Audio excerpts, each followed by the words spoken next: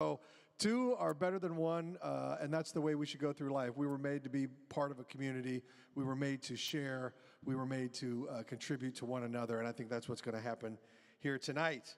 So stand by and get ready to receive some hilarious insights and some expanding ideas, we hope.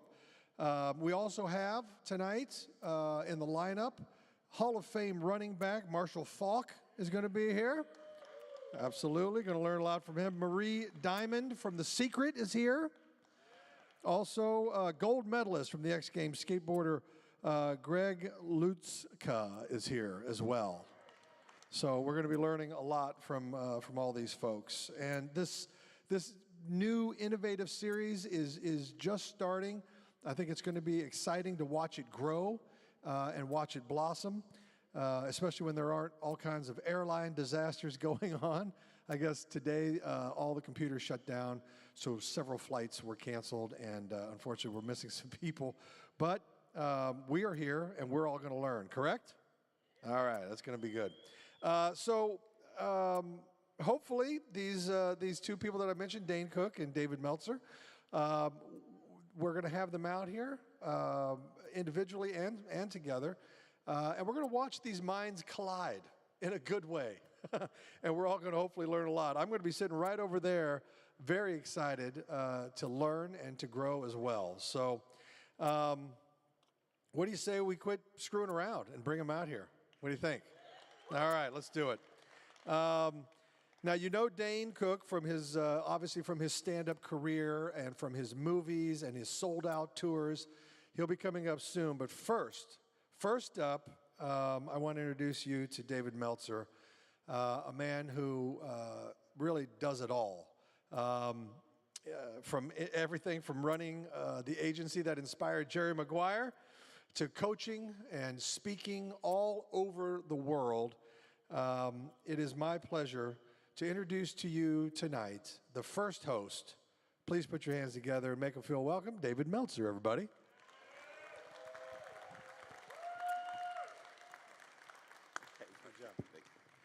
Right on. Thank you, Rob Riggle. I have my favorite quote, which I think is applicable for this evening, which is, you're either humble or you're about to be. And doing a show that's different and doing a show for the first time on a live stage is very humbling when you sit and realize where you started. And I remember when I started my speaking career, I would speak in front of thousands of people and 2 people, and it didn't matter to me. And it didn't matter to me because it was touching the people that showed up, and it's not just all of you that have showed up with all the challenges that we had today with all types of logistical problems around the world, but more importantly, to show up to be part of a community, to impact your life, hopefully touch someone with a nugget or two that gives you a different way of looking at things. And when I sat down for the first time with Dane Cook, I said, wow, this is something special. And I think he felt the same way, that we had a unique way of communicating with one another, not just to have fun, as you'll see, he's much funnier than I am, but the wisdom from the pain that we both have had in our lives to illuminate that no matter how successful you are and how beautiful and fun things look in social media and on the news about people, that everybody gets kicked in the face every day. And we want to teach people how to deal with real life. And I thought getting together with Dane, and was surprised when he asked me if I would do this, and I'm sure he's also thinking you're either humble or you're about to be. But we are both very excited that all of you are here. I always say my frequency is my neighborhood, and I surround myself with people who want to help each other and know people that can help each other, good-hearted people. And to the testament of that, it was amazing how many people, when they found out we were doing this, they may not have bought as many tickets as I would have hoped, but they showed up and wanted to participate. And I just want to give another big round of applause. Rob Riggle was in London filming a movie, and he saw what Dane and I were doing, and he said, that's different, and I want to be a part of it. Would you mind if I came? Whatever you guys need me to do, I'd love to do it. And there's a lot of big-time stars like Rob Riggle that would not show up at all or volunteer to show up. And he came with his family to pour into the community.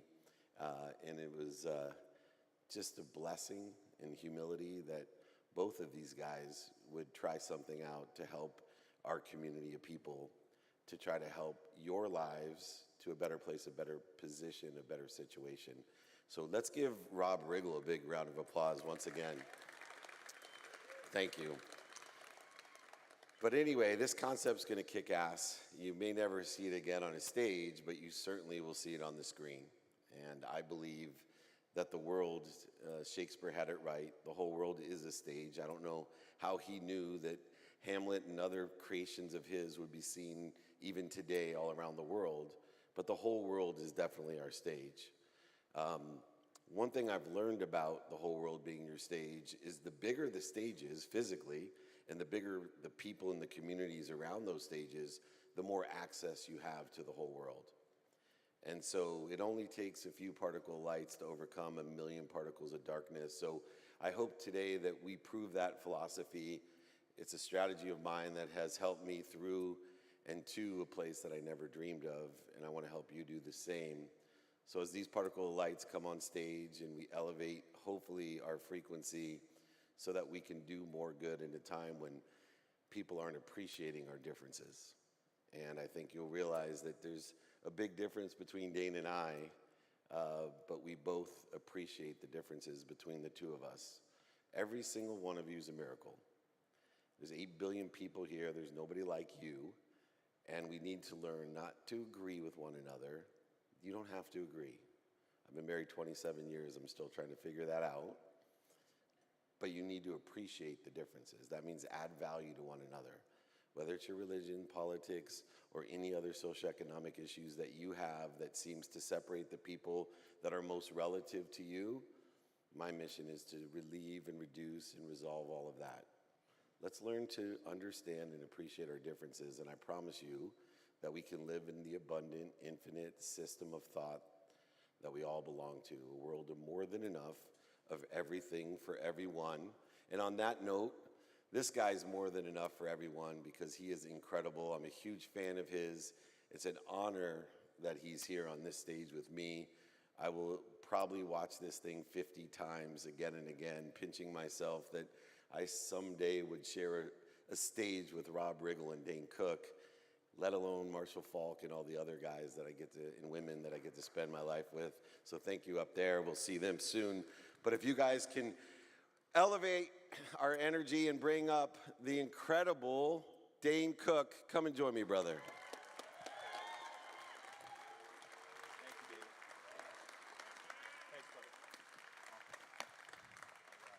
How you guys doing? Everybody good? Thank you so much for being here tonight. I really appreciate being a part of this with David, and also one more time for Mr. Rob Riggle being here tonight. And couldn't be more excited to sit and have yet another in-depth conversation with you, David. So great to see you, man. Great to see you. I'm going to start off with the obvious. Sometimes things in life don't end up the way you plan. And I will tell you, in all humility, I have worked really, really hard to pull this off. It's something that's outside of mine and your comfort zone. And trying to detach my emotions from outcomes, my purpose of being here is fulfilled and will continue to be amplified by the content that we create tonight and the people that we help. For you, in your life, sometimes things don't happen the way that you plan. How do you deal with the detachment of the emotions and find that purpose, the light, the love, and the lessons when things may not, in the immediate outcome, look as if it's promoting you, protecting you, and loving you? It would be really easy to default, as I've done stand-up comedy for 3+ decades, into something funny. Because truly, and this is both like, real world answer is, I want to be funny in that moment. The humor was always like a safe haven growing up for my family. We were all very funny. We were fortunate to all, be able to come to the dinner table with, some whatever. It might have been a new impression somebody was working on, or something that, a great story, a bunch of storytellers in my family. But we also dealt with some real hardships. My dad drank, and it was almost like living, I describe it now as like, I didn't realize till I was much older, we lived on a tilt. You know, you never really felt like you were on solid ground, so you were always looking for a way to circumvent that, that pain. So humor was a go-to then, and even when you're asking me this question, like my original knee-jerk is into going into somewhere funny. But in truth, the answer is both the crowd that I want to be in front of to feel purpose, to entertain people, to feel like I'm making good use of the gift and what I've worked on for many, many years to provide both a great show, but what I need from that collaborative experience. But the crowd isn't just there to get those laughs. Sometimes that crowd is there for me to truly share that experience. If I find humor in it, that's great for a comedy show. But even if I'm just exploring my feelings, I'm present. I'm real. On any given night, early in the week, you could find most comedians and myself were kind of working out something new, and that means taking a hardship. You took one on the chin. You failed miserably, ass up, whatever you want to call it. That usually ends up in some way, shape, or form on stage. What people most of the time don't see is when you're first sharing that experience, it's a little ragtag, but it's pure, right? It's really honest, and that's how you assemble funny around it, by being relatable with a crowd of people about something that everybody, whether it's funny to them because they've experienced it or funny because they're living vicariously through you. I have this good fortune of being able to do kind of like this version of therapy that then ends up turning into comedy. I think previous to taking onto a stage, let's get the traditional essentials out of the way. You have to have people around you that love you throughout. People that love you, even realizing that we're all flawed individuals. We're all doing the best that we can to try to come through for ourselves, for our wives, for our families, for our business partners. And if you have people that can help you to immediately identify that you're like a doing the best that I can kind of person, that's gratifying, because I think you're starting off your day knowing like the people that are surrounding me, they already know my intent. They already know that, I'm not coming into a situation, willy-nilly, that I'm coming into something that I really want to see. I want to see it through, and I want to see people succeed from it.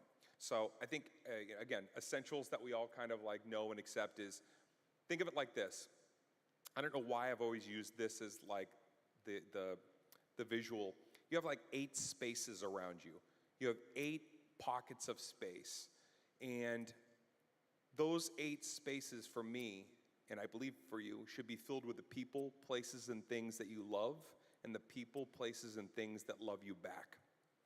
And if you can sort of identify those people, places, and things around you, and get very, testify, and say, who here is looking to bring the best out of me in an assertive nature, in a collaborative nature, friendly, mindful way.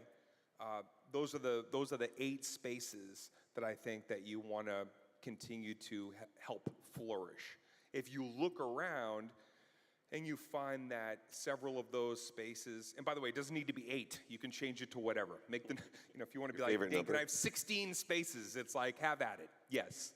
But I truly believe that you need to, sort of take stock and start to realize that if you have, these people, places, and things around you that are pulling your energy into places that are negative, unnecessary, unhealthy, and a myriad of other uns, then you have to do the hard thing, which is I need to start removing and remodeling these 8 spaces around me so that I can have proper, adult communicado in things that know at the heart of who I am, what my intentions are, and how those 8 spaces, and particularly the people around you, are proactive with you to help you to get either back to full strength, or will help you through and problem solve and find solutions. So you say, okay, the 8 spaces around me. What if you're 0 for 8? What is the old, David, like what's that? They used to say, like, if all the people around you are assholes, then it's you. Right. Okay. Who's the common denominator? Right. It's like, so I think that I don't think it's as hardcore as that. I think it's really looking and realizing if those 8 spaces are things that are not fulfilling and healthy and moving you towards something that's inciting excitement with you on day to day. It's not that you're necessarily the problem, but you may have to really do a deep dive, sweep your side of the street, and start realizing you deserve better. And maybe that, if you've been treated unfairly in life, or you've treated others unfairly in life, that it might be time to sweep your side of the street and identify that. It's a hard thing, because I think a lot of people, when they sit in seats like this, and even myself, you're looking for the bullet points and the what are the things I can put up on my Post-it on the mirror that reinforce me. And the Boston in me, the assertive Boston kid in me, is here to tell you that it wasn't until I looked in the mirror one day and realized I too was part of the problem, and I had to look at my past, look at how I grew up, look at how I was the adult child of an alcoholic, and some of the things that I encountered in this, not secure, tilted. I didn't know what it was to live on solid ground.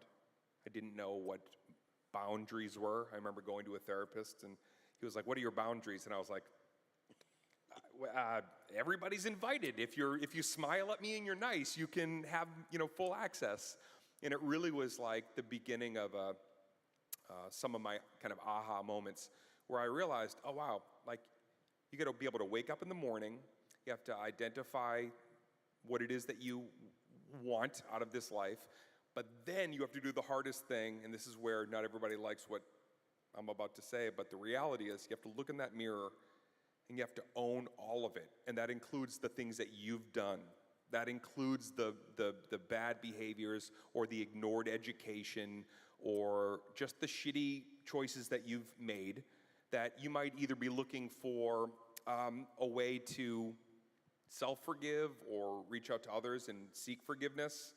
It isn't all about like, what are these things that I can have that will enrich me so that I win? Listen, David alone could give you, and if you've watched anything or read anything, there's 10 things of value that will ensure a win for you because of David. That's the end of the story.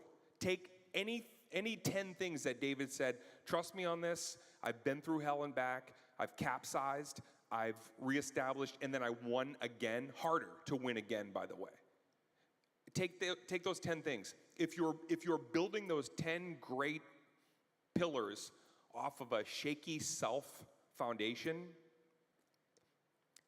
you're not going to go the distance. And in fact, you're going to waste a lot more time, because you'll be actually adding value to your life on a surface that isn't quite sturdy enough to even handle the good fortune that does come when you start implementing. So that was my short answer to your question. But I hope that what a lot of what we get tonight, and I know what I've gotten from you and what we've been able to sort of harangue as we chat with people, is it's about not just the affirmations, but looking in the mirror and really going, who am I? What am I about? What do I stand for? then I have to own my personal constitution. I got to stick with it. I got to believe in myself because this is who I am. And then I have to clean house and prepare to be a present, a person who is very present. And if you're bringing that baggage and you're bringing bullshit and you're bringing the lies you tell yourself and you're bringing people that are on a pull-out coattail and just telling you what you want, add the 10 things that David's going to explore with us tonight. But I promise you at some point you're like, oh man, why didn't that work for me? And then the last thing I'll say about this, and it's just something to think about. Like, I like food for thought conversations. It's all about, like, there's flecks in these answers, and one little fleck might mean something to you.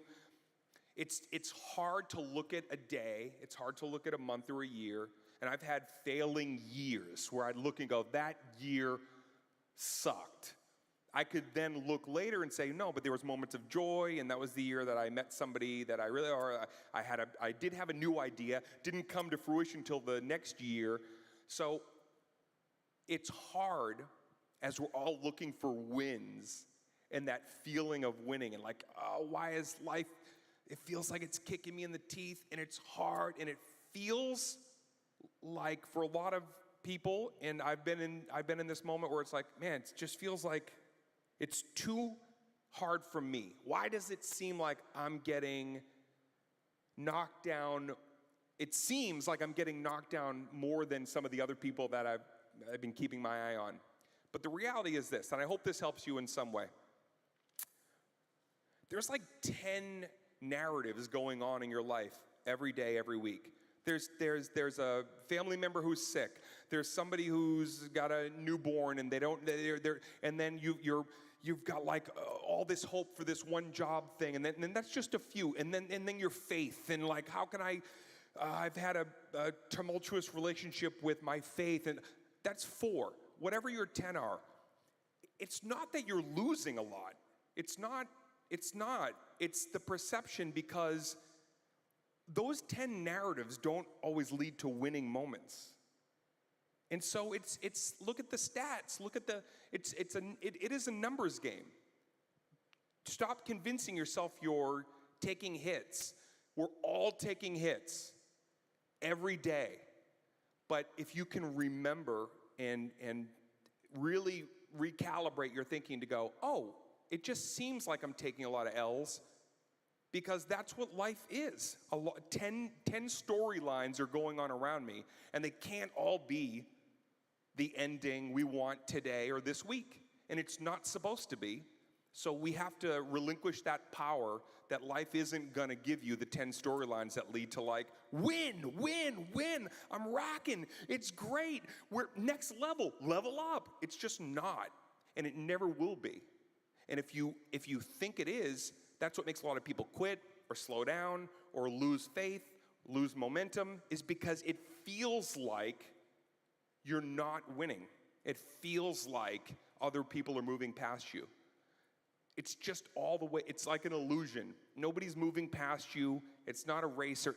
Everybody's moving about with the same 10 or 15 storylines that ultimately are hard and tough for everybody every day. So just remember that.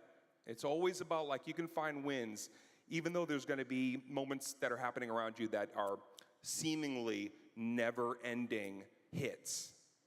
You got to recalibrate that thinking. Whew, that's one deep comedian. Let's give him a round of applause. There's a lot to unravel there, but... it's tough to deliver all that without going for a laugh, by the way. Yeah. I could take a breath now. Congratulations. Okay. I went for the laugh right away, so... There's so many things to unravel. The one thing that really stood out beyond understanding a relationship with that which bleeds you and that which feeds you, which I'll probably get into later, I wanted to get to the most obvious one, was that most people deal with a false sense of accountability. And I'll ask people, well, you got to be accountable, and they'll immediately say, well, I am responsible, but are you? And the reason is that most people don't think about the purpose of accountability. The purpose of accountability is the purpose of life. And there's these rules in Sanskrit, which is before they even had writing, the rules of being human. And the first rule of being human, beyond you have a body, is life is about lessons. The only way that you learn lessons is through the purpose of accountability, which says, what did I do in this situation with all the different narratives you have and all the different bleeders and feeders and all the different teams that you may play on as a point guard, a center, a coach, an owner, whatever your role is on multiple teams in your life. It's what am I doing to be responsible for this L, this lesson, not necessarily a loss, and most importantly, what am I supposed to learn from it? Why? Because life's about lessons, and the lessons keep on coming until you learn them.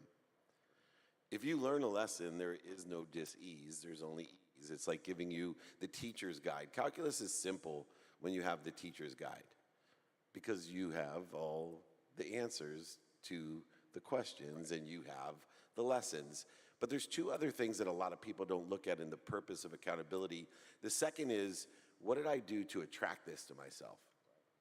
We are all vibrating, energetic beings, and if you look around you and you feel low energy, what do you think you have? If you look around you and there's not these extraordinary people and events and circumstances, then change your vibration. We are all vibrating, energetic beings that attract like energy. And I use as a litmus test of accountability and purpose in my life to say, wow, how is it that these guys are calling me? Or why is it I accidentally bumped into this person at a gate at an airport and there's this symbiotic frequency that we have, that neighborhood that everybody here has? And then the third one is most interesting, which you touched upon a lot, in the way that I interpret it in the purpose of accountability is what am I doing to participate in the perception and what am I supposed to learn from it? See, we're just participating in a meaning. And the power that most people fail to take advantage of in life, and both of us through the high times and the low times, and we're blessed to have both, hopefully more of one than the other, is that we know we have the power to give meaning to everything we see. And it's not a false sense of optimism, it's just I'm aligning the meaning of my setbacks, failures, and mistakes, the defining moments of my life, the historical relevances of my life with where I want to be. With where I want to be or even better. And it really takes, within the context of purpose, of accountability, the understanding that it takes wisdom, which is learning the lessons, but also you mentioned faith. It's wisdom and faith that shorten the distance of resistance between you and where you want to be or better. You see, it's already there. This is an abundant, infinite, unified system of thought with everything. So what are you doing to interfere with it? Are you not moving correctly? Are you not talking correctly? Are you not thinking correctly? What are you doing to create dis-ease in your life? And so I wanted to initially just start on that accountability side of things and touch on that. But I do want to ask you about the bleeding and feeding, because I've been dealing with, as my brand has grown and I've attracted wonderful people that are here tonight, you also attract a lot of more bleeders. Or maybe you allow things to bleed you that you didn't allow them before. I have to be very honest. I was sitting backstage, and I was lonelier than I've been in a long time. Everyone I love was out there, and I was sitting in a green room by myself. Right. You with your family, Rob Riggles with his family, and my family's all up there having a great time. And that's not what I want. Right. And I felt like, wow, this thing's really bleeding me. How do you determine, because it's okay, my mom's 81 years old. I love the fact that she bleeds me because I bled her for so long as a child. My kids bleed me. How do you distinguish in such a hyperactive lifestyle with so many things pulling at you to not be bled and to feel separate or inferior or lonely, or some of the feelings that have occurred in my life when we reach certain pinnacles where everyone thinks, oh, he must just be back there having a ball. Right. Yeah, it's, by the way, you could have come to my dressing room. We were 5 feet down the hall. Come over, knock on the door. No, I just feel sorry for myself. I love this question what's interesting is, so working backwards, I have fear of abandonment issues. Where I finally realized that came from, very long story short, is that my mom was very phobic, agoraphobia, and like she almost had like a potpourri of phobias. She was a very tough person, and she could be tenacious, but she dealt with a lot of fear, a lot of anxiety, but the phobias were the trickiest thing. And what I realized was, and this is true also of my younger sister, Courtney, that we were both in the womb when she was at her most phobic. So it was like the absorption of fear, of worry, of concern. And it took me probably the longest, the longest journey of my life was realizing, why is it that I can't really truly enjoy being alone? And why can't I, in those moments, when the bleeders or whatever, haters, or just the unfortunate circumstances that life people that are hurting people. Yeah, right, exactly. And what's even worse is the hurt people who hurt the people who hurt the people who hurt the people, right? You ever get one of those, it's like, and I found that it was difficult for a number of years for me to find that in that silence, some people call it meditation, prayer, reflection, that there's a lot of answers. Your true answers come to you in those moments where you can find a beautiful view and just take a little bit of time for yourself to really be introspective. I don't think I was introspective probably until like my mid to late 30s. I just kept going. I just didn't stop because stopping was scary. Now you will find that like I enjoy being by myself. If the roles were reversed and my wife and family couldn't come tonight, then yes, I probably would also be on social media. We all get the thing where it's like, let me just check the stuff and see. But I do find, especially knowing I was going to be able to participate in something like this tonight, I want to be in my thoughts. I want to be able to reflect and probably continue to do anything I can to stay present. Like David, I don't even know if you realize, for a lot of years, as a kid who had a lot of like self-loathing, I did not like myself as a young person. Really like in a way that was, I love that kid. I'm sorry that I felt the way I did oftentimes about myself. There was like a myriad of things that I just, kind of heaped on myself. And I felt like solitude was like a punishment. I didn't know how to enjoy it as a moment of like introspection and reflection the way I can now. So for years it was this: either I'm running away from the kid that I don't want to be anymore because now I'm succeeding and I'm a comedian and I'm getting the laughs and I'm making a few bucks, and then ego comes in and I'm the belle of the ball, and then I'm meeting girls and like all these great distractions from the silence. No more silence. Then the internet comes in, definitely no more silence. I got window to the world if I need to, And then there was a number of years where it was like I was just constantly running to the next thing that I thought was gonna keep me ahead of the pack, right?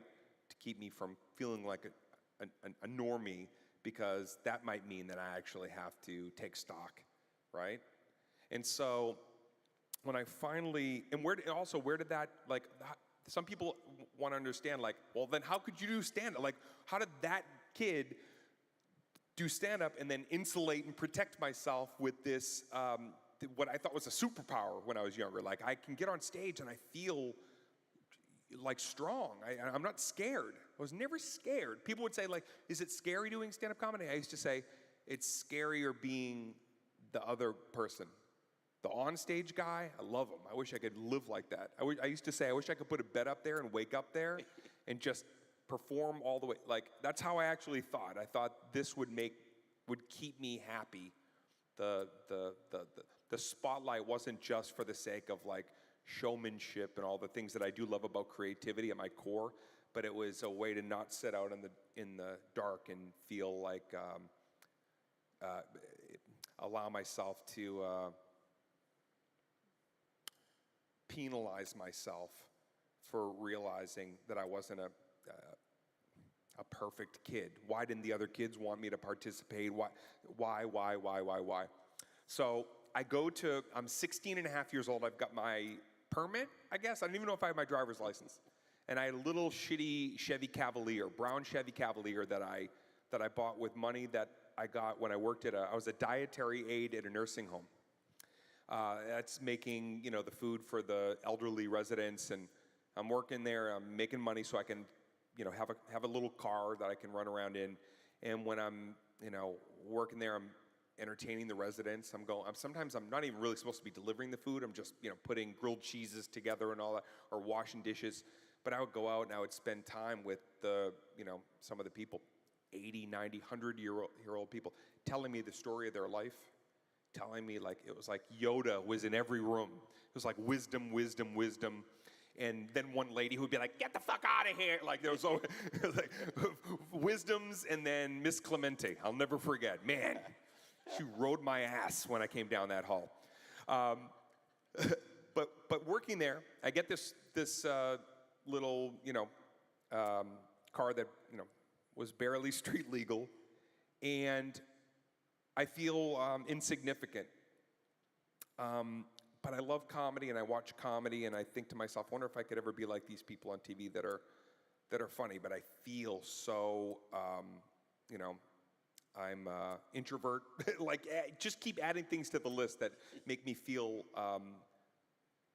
like I don't really belong anywhere, and that nobody really wants me to participate because I'm kind of the odd kid who doesn't know how to make you feel comfortable. I get in my Chevy Cavalier, I drive to Revere Beach on the rainiest, downpour of a day, and I park and I walk out onto the beach, and it's pouring rain on me, and I'm crying, and I'm standing in the rain in the middle of an empty Revere Beach. And it was like I was in The Notebook, but there was no girl who was ever going to love me. I wasn't about to find love, and love wasn't finding me. I was just a boy crying on a beach, and I did what I guess you would call like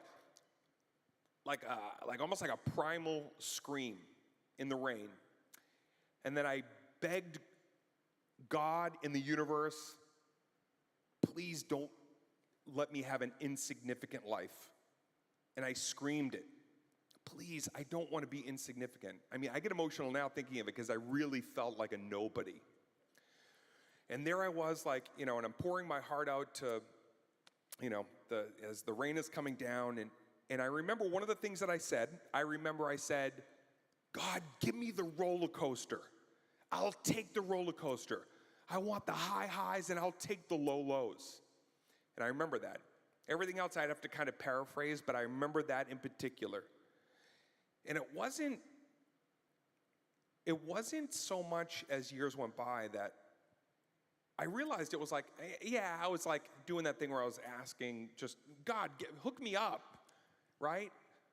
But I was still in that moment, I remember reflecting on it and thinking I want to be significant so I can also give back in some way. Because my mom was already teaching me the value of, she used to say, she would say, listen, people can suck, but there's some great ones out there. And you got to find them, and they're going to need your help. She was already trying to lift me up, people will need you, Dane. And so there I was, and I'm, give me the, and what I didn't know till years later was I was talking to me. I was shouting inward. I did want God or what I believed in my faith at that point to help, but really what I was doing is I was purging myself of this negative person that I saw myself as. So all these years later, when I'm feeling like, the world is bleeding me, or there's haters, or I'm in the pendulum swing has put me into a place where I'm bored and I'm not creative and I'm in a rut. Now I have my wife. I've got the best wife. I have my best friend in the world is my wife. I've got best friends in the world that are like my road dogs that fill those 8 spaces, and they know how to communicate with me on 2 levels. They know how to help me when they see that I'm discombobulated, but they know they can count on my loyalty to help them. So all of these things, if any of this has come together, like just realizing that in that solitude, listen to the voice, communicate it to you, find that mirror, go talk to yourself, talk yourself up, find those ways to like get the truth out, judge and jury on yourself. My dad used to say, tomorrow's the first day of the rest of your life. Let your feet hit the deck and let's go. Tomorrow is the first day of the rest of your life. You take stock, and hopefully you will find, as I have found, and David, even though tonight in the dressing room wasn't a moment of total comfort, you'll find that in those moments of silence, like celebrating alone, will be the greatest victory. Nothing that you ever get will feel as good as knowing you received because you built yourself up and prepared yourself to receive. Ladies and gentlemen,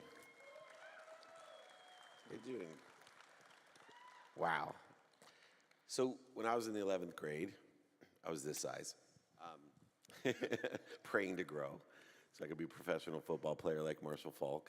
I took AP English, and I had this wonderful professor that taught me existentialism with Kierkegaard, and he said, well, your entire life you're going to explore these 2 words, and it's only 3 letters, and you're not going to understand what we're teaching in class, and you may get an A on our test in existentialism, but you're not going to understand these 2 words.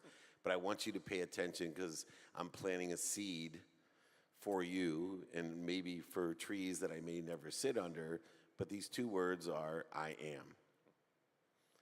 And when he taught those 2 words, I am, I thought to myself, yeah, I get it.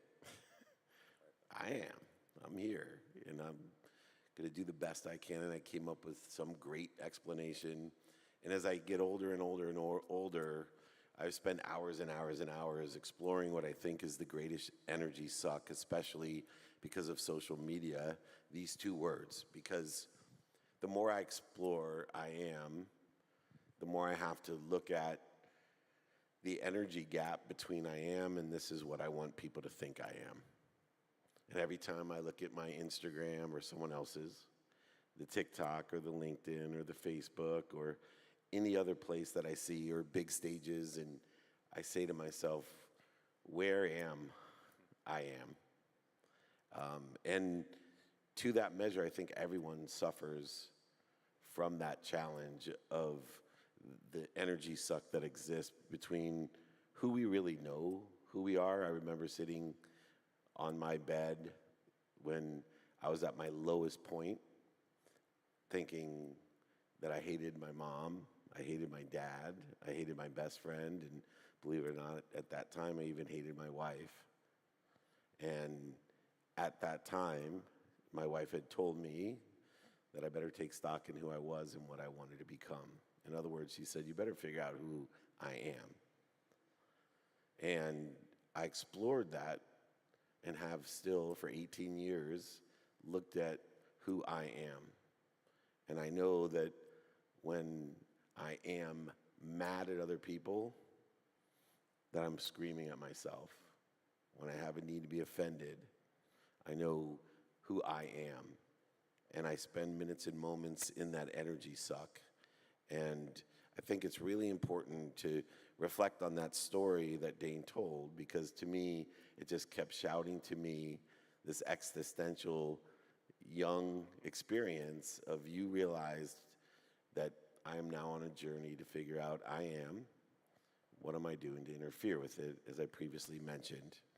And I know we have some extraordinary people here today to delve into more of that, but I hope that everybody out here takes what resonates with them and looks within to figure out I am, and let's help our kids figure out I am, not this is what I want people to think I am.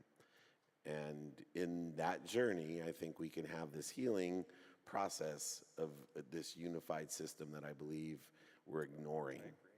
And I appreciate that story and the vulnerability, because I know, especially for comedians, they usually use humor to amplify their vulnerability. And it's so refreshing, and I'm loving this tremendously. So I want to thank you again for Of course, sharing. man. Thank you. It's nice to be able to, I've grown up with a generation of comedy fans, and a lot of my fans know my story. And so even though we can't get into all the nuts and bolts of, the low lows and even some of the great high water marks, being able to communicate with people over the years, like, oh, you moved me with comedy, but you shared something on your social media that I didn't expect to hear, and I implemented that into like my thinking, or like I started seeing, I was like, oh, okay, I can be of service.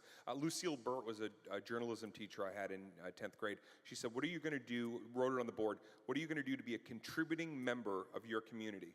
And it was a massive moment for me, because I was already trying to deal with, like, how am I going to, I'm not contributing in anything. I feel so alone, but the question, it spoke to me.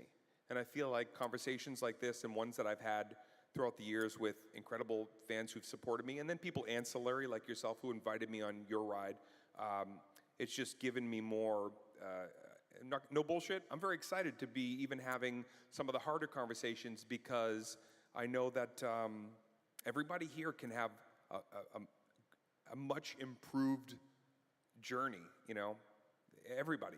And it's real easy to sometimes look at your surroundings, and you've done it and I've done it, and be like, man, like, I feel stuck. I feel like this is a dead end or a cul-de-sac or whatever, like,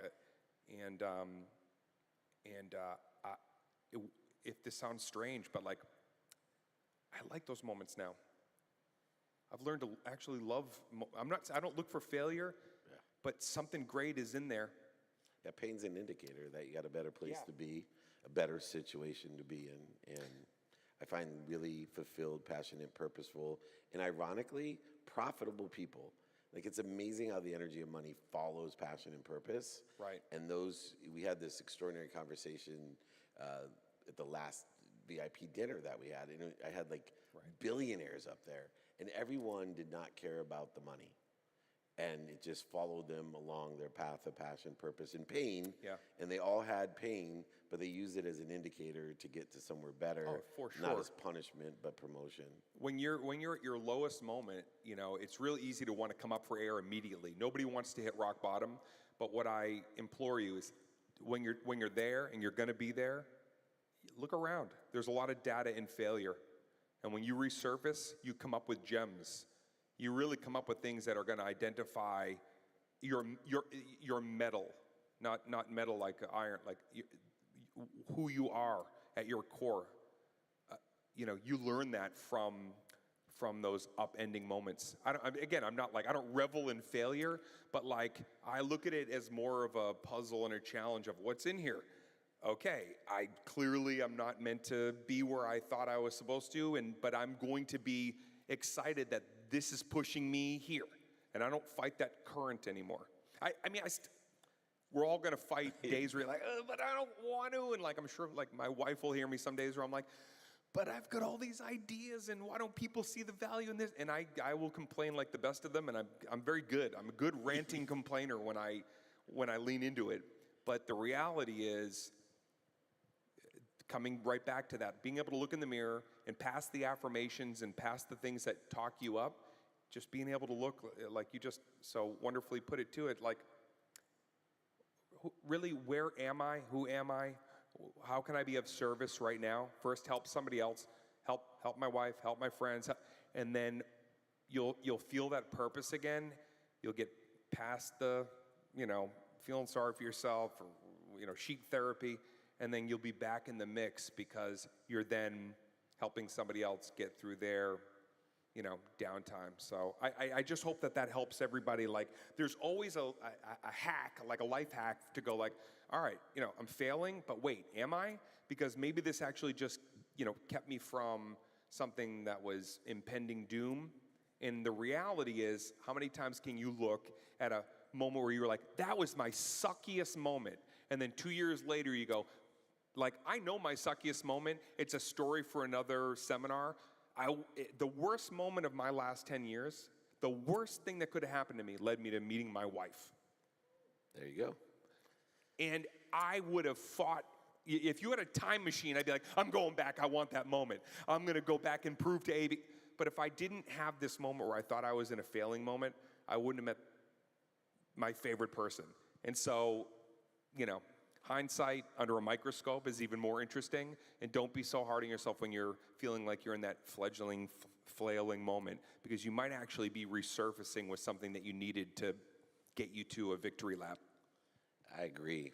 No doubt. Oh, no. It's like... And that's one of the advantages of getting old, right? We have perspective of every defining moment, difficulty, failure, and shortage. We can look back and see how it got us to where we want to be or better. And mine saved my life and saved my marriage. And I still look upon it every day and am so grateful for the protection, the promotion, and the love of severe pain that I was accountable for. But speaking of severe pain, let's bring out some real talent. What do you think? We'll bring Rob Riggle back out. Everybody, Rob Riggle. Rob Riggle. Ho! Ho! Hey. He brings his own chair. That's Come what I on, think. folks. Give it up. Give it up for David and Dane here. Come on. Let's hear it one more time. There we go. Because that was truly awesome. I was running back and forth. I was like, I can't hear what they're saying. I can't make it out. So I literally was running back and forth because I was trying to find places to hear because I didn't want to miss anything. And you guys, I don't know about you, but I appreciate so much the openness, the honesty, the vulnerability, and the lessons that you guys have learned over time. And as you were saying things, I was like, oh, all I wanted to do was dive in on the conversation so bad. I hope you all felt the same way, where you had these little epiphanies or these little moments where you're like, I know what he's talking about. I know exactly what you're talking about.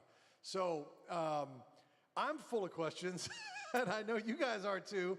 And we've got a lot of people here that have a lot of questions. I want to keep things rolling, if that's all right with you guys.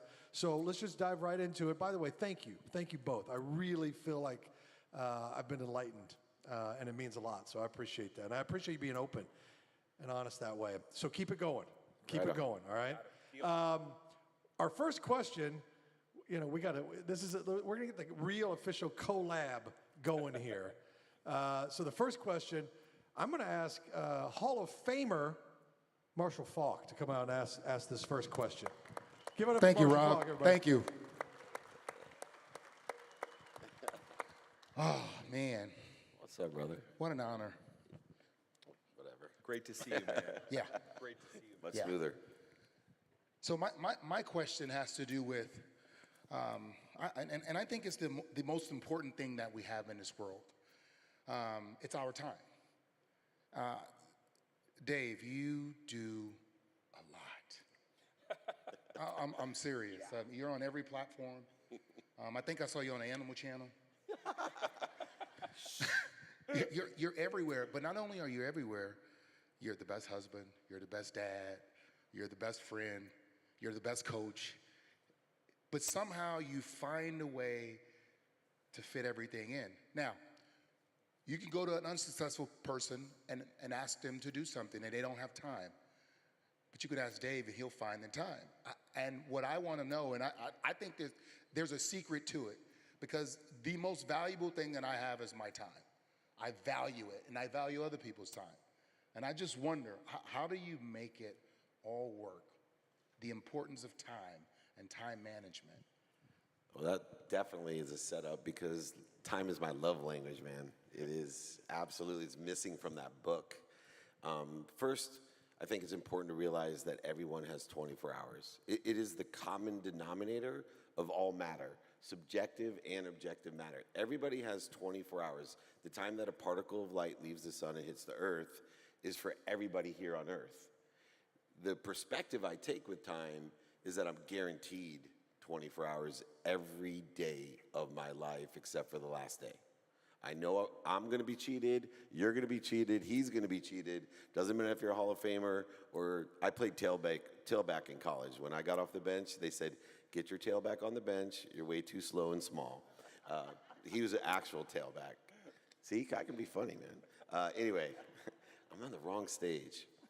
But 24 hours a day. So I utilize physics to figure out how to utilize time, and there's 3 characteristics of time, just like money or any other energy in the universe.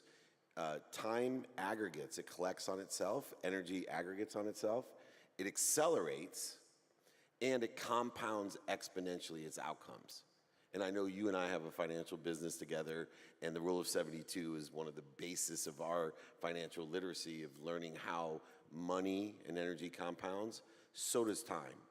So what I do is I make a commitment against human nature and against intuition to be committed every day to do what's most important to me. And so I call it non-negotiable time. The first thing that most people don't realize is the biggest benefit of time is sleep. And I'd have been the last person 10 years ago to tell you, oh yeah, I was one of those guys, enough time to sleep when I'm dead.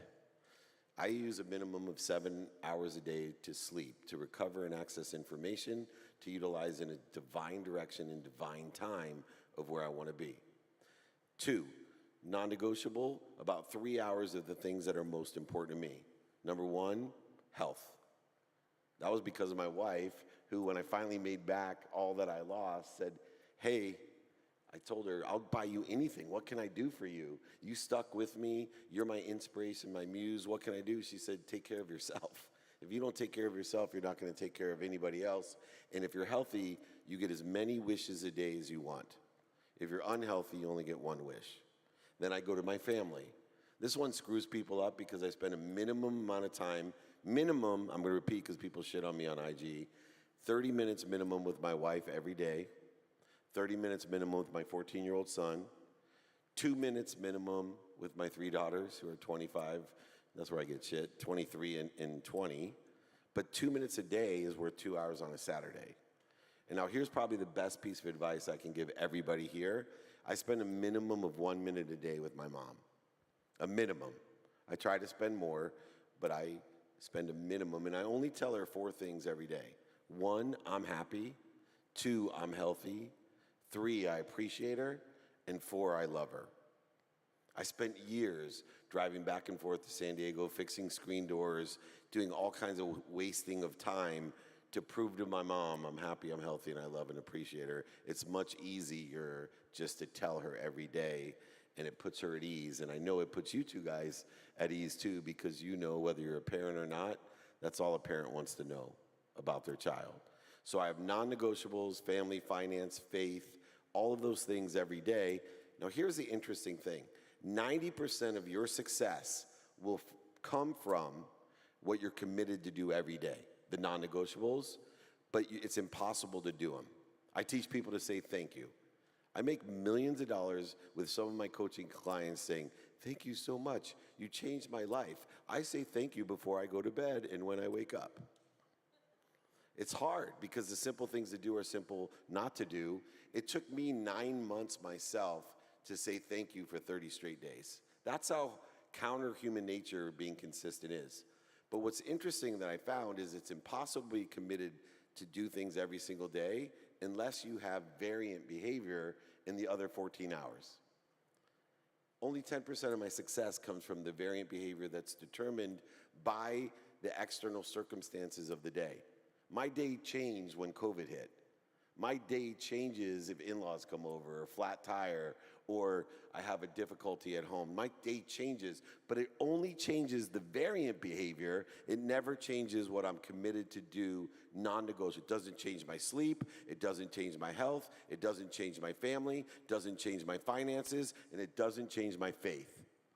And I'm getting an aggregation and acceleration and a compounding of outcomes simply from 7 hours of sleep and 3 hours of non-negotiable time, and making sure that I'm utilizing the variance of time, the variables of life, as long as they're aligned with 3 things: the circumstances of the day, the meaning of the past, which is the lessons of the past, and the most important, my self-image for my future. We were talking about I am. You are an incredible, introspective, intelligent human being I learned so much from, but the one thing I admire most is that you grew up in Louisiana, which I've spent time in a really difficult situation, but even at a young age, your mom instilled in you, and I remember your Heisman Trophy story, because that one hit me at home. I got choked up. I'm like, this boy, he has a high self-image. Even though he deserved, by the way, to win the Heisman Trophy, and he didn't, his self-image carried him to be the MVP of the Super Bowl, a Hall of Famer, because you will never overachieve your own self-image. And so that's infinite. Your future is infinite. Your past is infinite. Give it the meaning of the past that's aligned with the divine direction in the divine time to get to a self-image that you believe in yourself, not what other people think what's missing and what you don't have. And then utilize the non-negotiable time to get the advantage of physics and the variant not negotiable time to allow yourself to enjoy the consistent, persistent pursuit of the non-negotiable stuff. Anybody wants anything on that, I'm happy to send you my exercises and guides for free. I know that was a That was like being in the movie A Beautiful Mind. Thank you. I could see chalkboards with, I could see the lines being drawn. I mean, wow. That was prolific, man. And good. I'm on the spectrum. Wow. I mean, come on. That was awesome. Thanks, Dave. Thank you for asking. And by the way, Marshall, I watched, if you haven't had a chance, I watched your podcast, The Boardroom. Do yourself a favor, queue up The Boardroom. Man, I hope I get to chat with you more about, it was so impactful, man. And I'm so honored to be a part of this tonight with you. So thank you. And The Boardroom, it's on YouTube. Thank you. Check that out. Check it out. Awesome. Thanks, Thank you, Marshall. Marshall Falk, everybody. So good. I'm just soaking this up like a biscuit on gravy over there. I can't get enough. This is good stuff. Next up, I hope you know this gentleman. He has some wonderful books out right now, and you are familiar with him. Dr. Kien Vu is here, and I think he's got a question, if I'm not mistaken. Dr. Kien, everybody, give it up for Dr. Kien. Woo! Quick show of hands. How many of you want the secret to living an extra 20, 30, 40, maybe even 100 years? Okay? Other show of hands. How many of you want to enhance your mental, physical, emotional, and sexual ability even as you age? Great, because these guys are about to give us the answer. Oh, nice. Wait a second. Hold on. So That's awesome. I didn't expect that, Neither sir. did I. I'm like, almost, is he going to cannibalize this whole I'll stage? handle This the is awesome. sexual stuff. Okay, I if could you've do it heard in my about- act, I know how to cover these bases. I can do it in 60 seconds. You got a minute? So as a physician that specializes in longevity and human performance, it's a very exciting time. We have people like Ray Kurzweil saying that by 2030, we will reach longevity escape velocity. That's when technology like AI, regenerative medicine, genetic editing will actually give us more years back in life faster than we age, allowing us to potentially live forever. Now, I work with individuals and organizations on how to elevate their human potential. And although technology and science are pivotal, there is a part of every human being, something inside of us. It's not what we do, and it's not what we do. There's a part of us when we allow, when we surrender, when we get into what I call the thrive state, where we can actually start downloading things from the universe, have more creativity, more innovation. Some people call it the flow state, where it's a state of being where things just come to you. Both of you are icons in arts and business and entertainment. Have you experienced thrive state in your life? What does that feel like? And are there things that you guys can do to cultivate that state of being? Well, I mean, again, for me, it's pretty much the vessel for, I call it it's like breakfast, lunch, dinner, comedy. It's nutrition for me, you know? Not just because it makes me feel purpose, but it's always an exploration. So I guess for me, the thrive state is when I'm in between knowing where I want to take a piece of material or a crowd. You know, every crowd's different. It's a reset every night.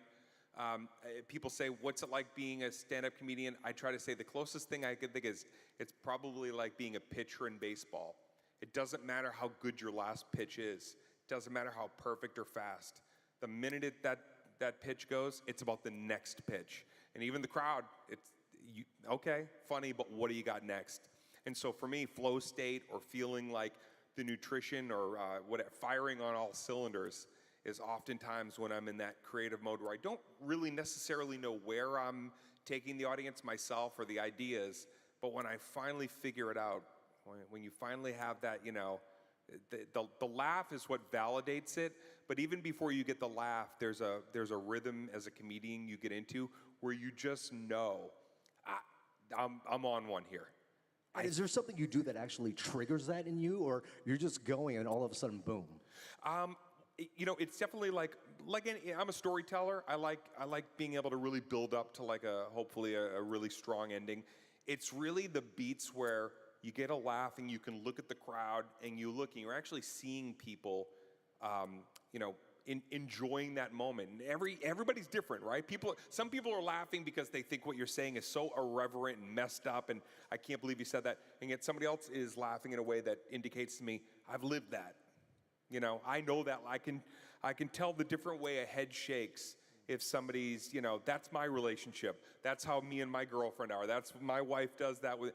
And so when I'm looking out there and you're getting the laughs and that's the validation and it's like, all right, that's my job. But all the little minutia, the in-betweens, I don't think I'm ever happier, ever anywhere in my life creatively than when I feel like I'm in the unknown, but I'm going to be okay. I'm in the rhythm.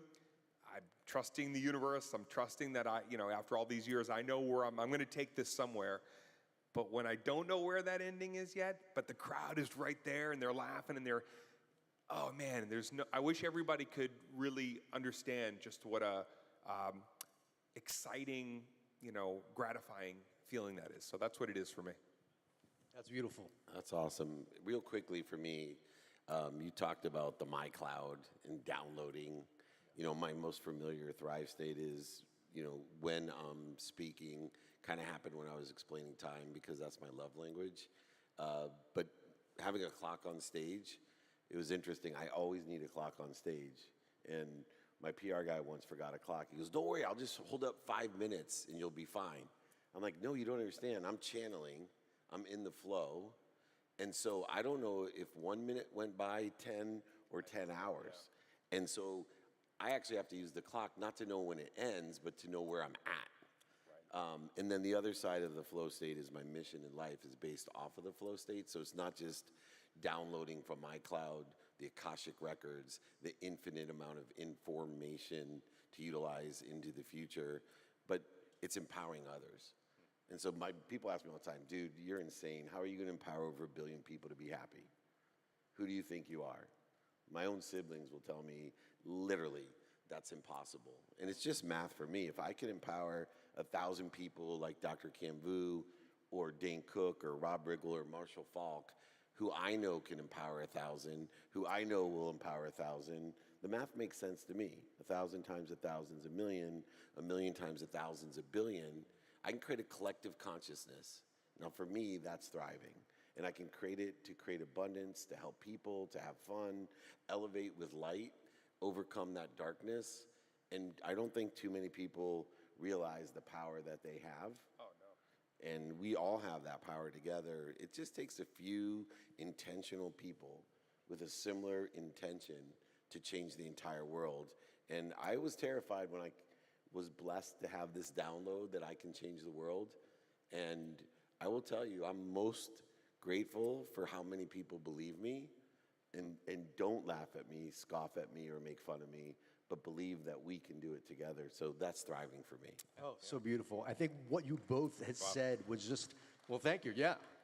I think what you both said really illustrates the point that if you take yourself, your ego out of the equation, and you just exist in the being that is the authentic you with your gifts, but you're connecting, you're serving, all of that, it puts you in that state. And my friends, it's that state, that frequency, that speaks to every single cell and DNA strand in our body. That is the science of epigenetics. And that is the key to human performance and longevity. Dude, thank you very much. Amen. Thanks, guys. Great stuff. Really appreciate it. Thank you. Now that's someone that knows how to ask a question. Oh, there we go. Asked and answered. King of content. That's Asked awesome. and answered. Speaking of kings, What a great question. I love that. And setting you up for the whole Is flow this state. better than one of your celebrity poker tournaments? Yeah. Okay, good. By Just- far. Absolutely. No, that was great. And those were great answers, too, by the way. I thought that was good. I appreciated what you were saying about stand-up and the flow state. And oh, yeah. And being with the audience and being present. And it's a very special thing. So that's very cool. All right, let's just keep it rolling. Next up, Gina. Give it up for Gina. Gina. Gina. Hi. Hello. All right. So my question stems from something that happened to me at about noon today. So I go to the hotel. My friend and I are sitting there, and this guy clearly is a celebrity sitting behind me. And you could tell by the way the staff was treating him. They took a selfie with this guy. I did not know this guy. And then he started talking to us and told us he was a professional athlete and was just sort of all over the place. And we finally walked away. And the only thing I felt was how lonely he was. He could have come to my green room. I know. I know. It was so clear that he had all the trappings of success, all the trappings of people's adoration. And yet, he seemed absolutely miserable. And so the question I wanted to ask both of you guys who have been through high highs and low lows and have just done such an amazing job tonight sharing very vulnerably, which has been wonderful. As you think about the communities you've built around you, what have been the most important ones?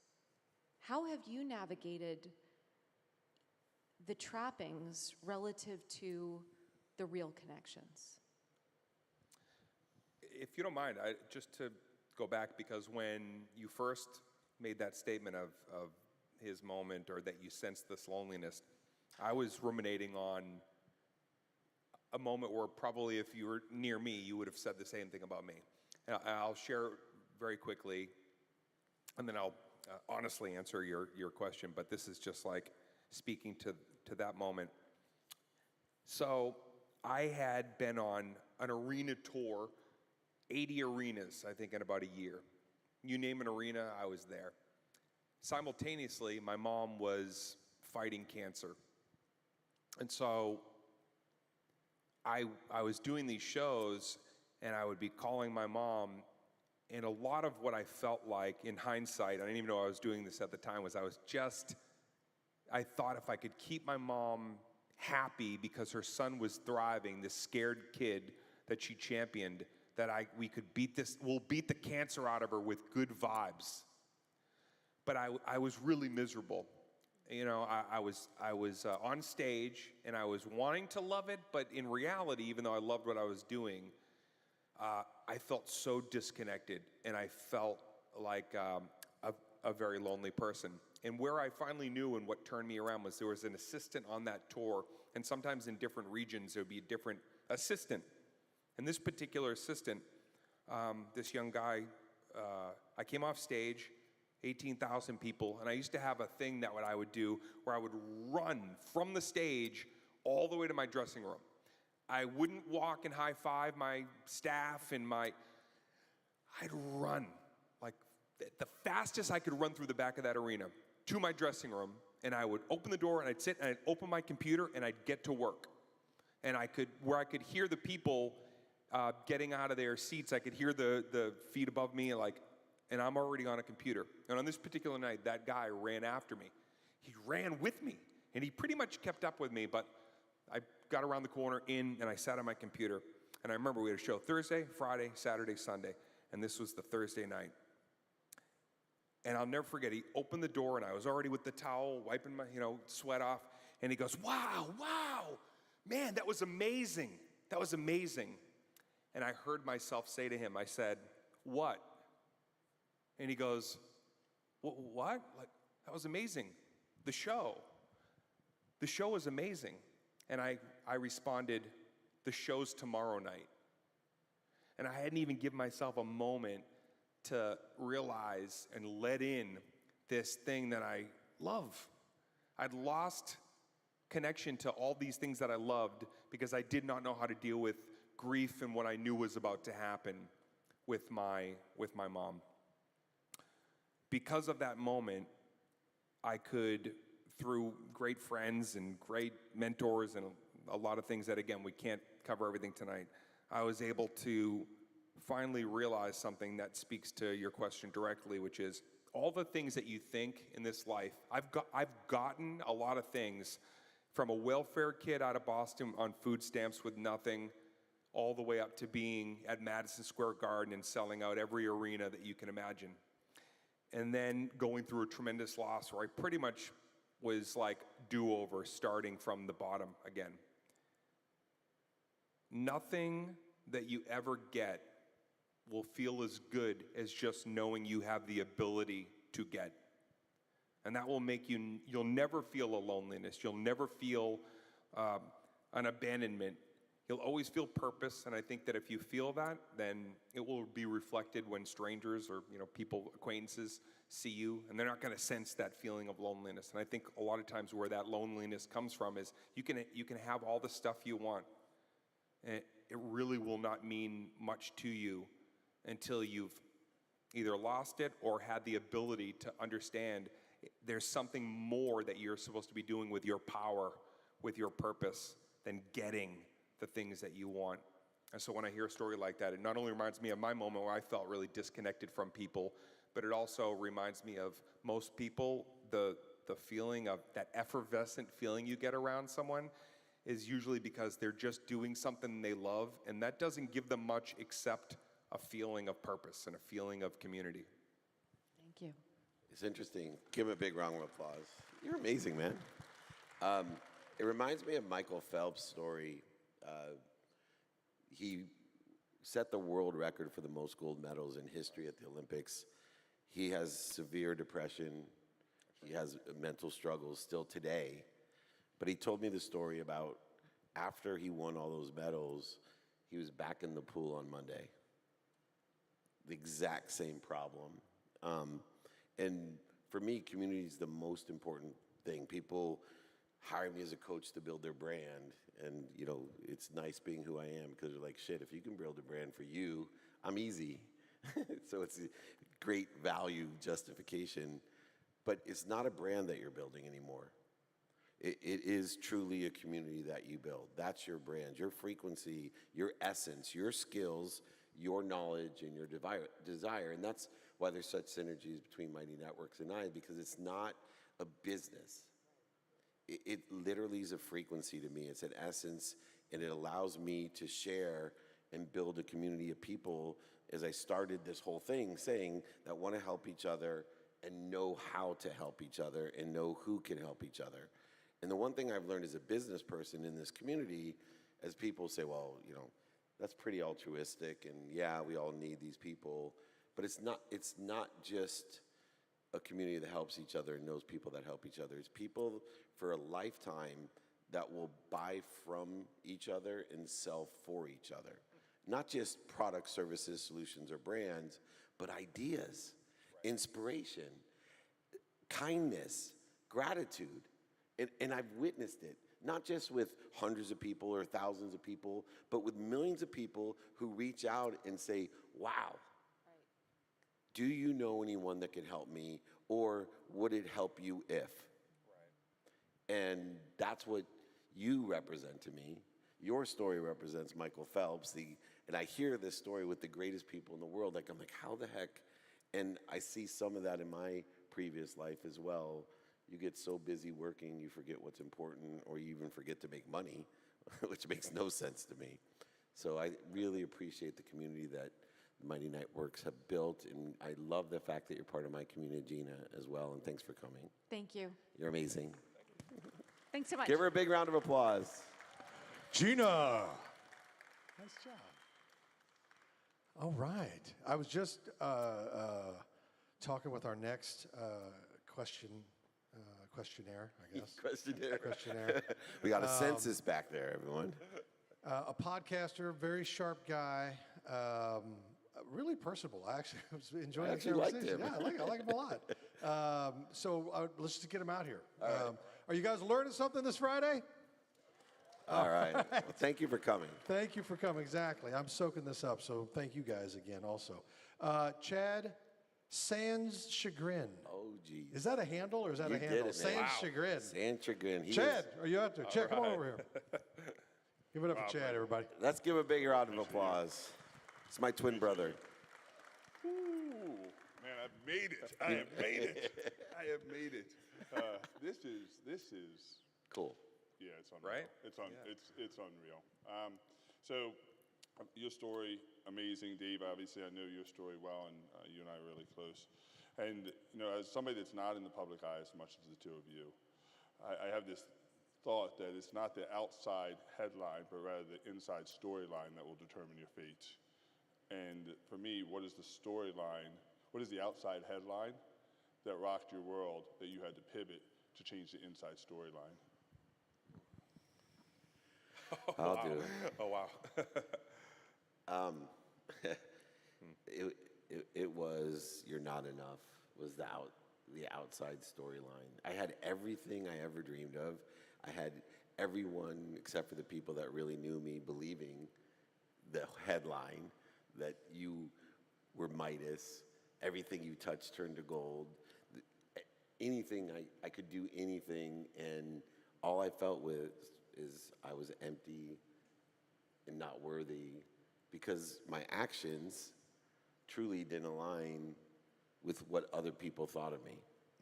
And the people that were closest to me, that cared about me, that knew I still had capabilities and told me the truth, I immediately told them I hated them and I didn't want to be around them. And so for me, my storyline inside of me became my values. And I will tell you, that day that my wife told me that she was going to leave me, that take my daughters, that I was going to end up dead if I didn't take stock in who I was and what I wanted to become. And these 4 values are my storyline today. They guide every practice, execution model, and incentive in my life. And it's just simply, number 1, gratitude.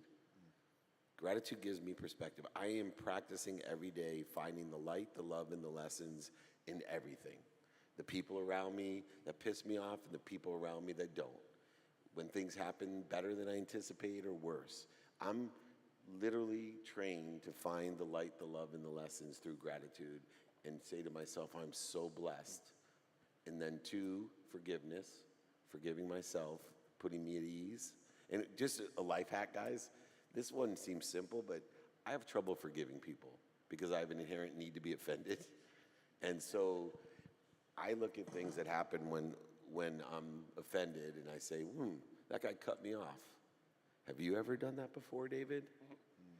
And it's so much easier because 99% of the time, what pisses me off about other people or having the need to be offended, I've done it before. Lying, cheating, manipulating, stealing, overselling, back-end selling, all the things that I get aggravated with. And then it's so easy to forgive myself and put me at ease and take away the dis-ease. Accountability we talked about. And then finally effective communication, which is inspiration. Once I shift, and I know you and I are both heavy faith-based people, and I know Dane as well. But I'm working. It's You're been a getting there. great process, but I actually told my mom, true story, when I lost her house and lost everything, I don't believe in God because he wouldn't punish me this way. And she said, you believe in God, you just believe in the wrong God. I believe there's simple, I don't care what religion, I don't care what philosophy, I don't care what spirituality or any theories you believe in, it's going to align with what I know. There is something bigger than every one of us that's omniscient and all-powerful. You can label it however you want, and it loves you, protects you, and promotes you more than your mom. And that's the faith that I have, and that's the story that I live by today. Amen to that. Amen to that. I love you. I got one fan, from Dane. the nosebleeds. Send me a paperclip. I can tell you that this is like one of those things that like I have a hexagon of answers, and I'm gonna just focus in on one thing, I guess, that I feel like helps me to identify when I'm at my best, which is, first of all, I've loved becoming the old bull on the hill for a lot of people, especially in a creative space. I love mentoring, and my goal in mentoring is really simple. I just want to help you to keep your integrity. That's it.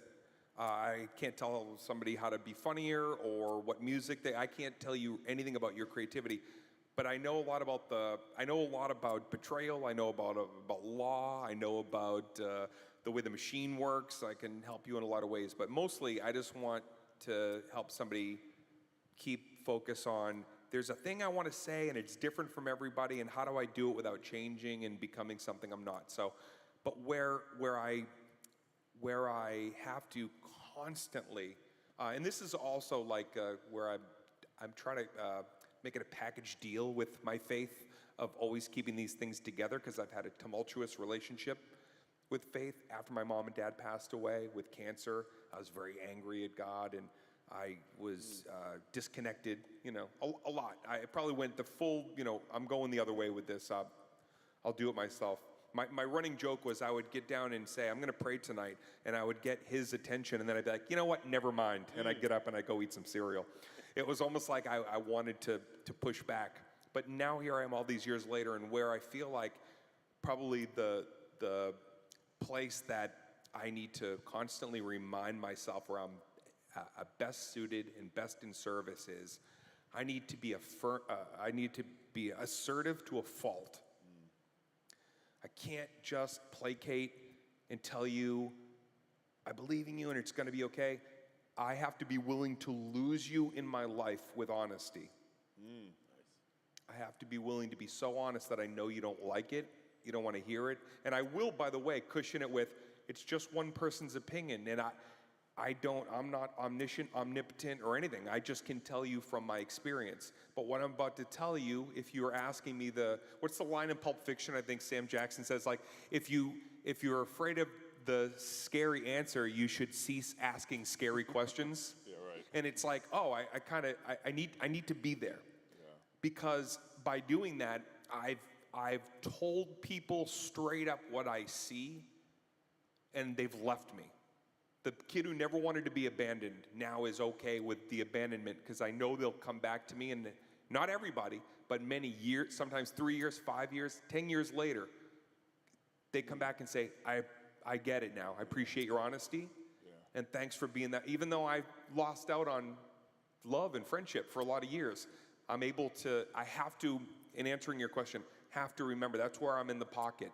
If I end up isolated and lonelier, I still have great people around me, I'll be okay, but I have to be willing to tell you the absolute truth in a way that maybe you're not even ready to accept. Not even aware of. Right, and that's a lot of that's my purpose in comedy, to make you laugh at that absolute truth, and that's hopefully my purpose if we get to continue to do this, which is, the message is, you've got a lot of value in you, and if there's some things that I can see and help you to identify are off-putting, or a selection of things that make you a little shitty, I'm gonna tell you. And then hopefully you take that and you can, face the truth, and realize that I'm a conduit of you getting back to your best version of yourself. So you touched on the faith part a little bit, and obviously I knew. So let me ask you this question, Dane. Tonight, I'm going to pray for you. What should I pray for? Oh, wow, thank you. That's a really beautiful thing. I appreciate that. Probably just pray that I can continue to have what I feel like now is a more bountiful relationship, due to an incredible wife who's helped me to reclaim it's not to say that it still isn't sometimes a difficult path. I have a lot of questions, and I'm a fantastical thinker, so I can think myself into a lot of versions of what is waiting for us. But at the core of who I am, I know it's deeply important for me to have that. And so if you would like to pray that I can continue to find my way, I would gladly accept your prayer. I will tell you, the greatest act of service you can give this world is changing your thinking every day. Dave, what should I pray for you for today?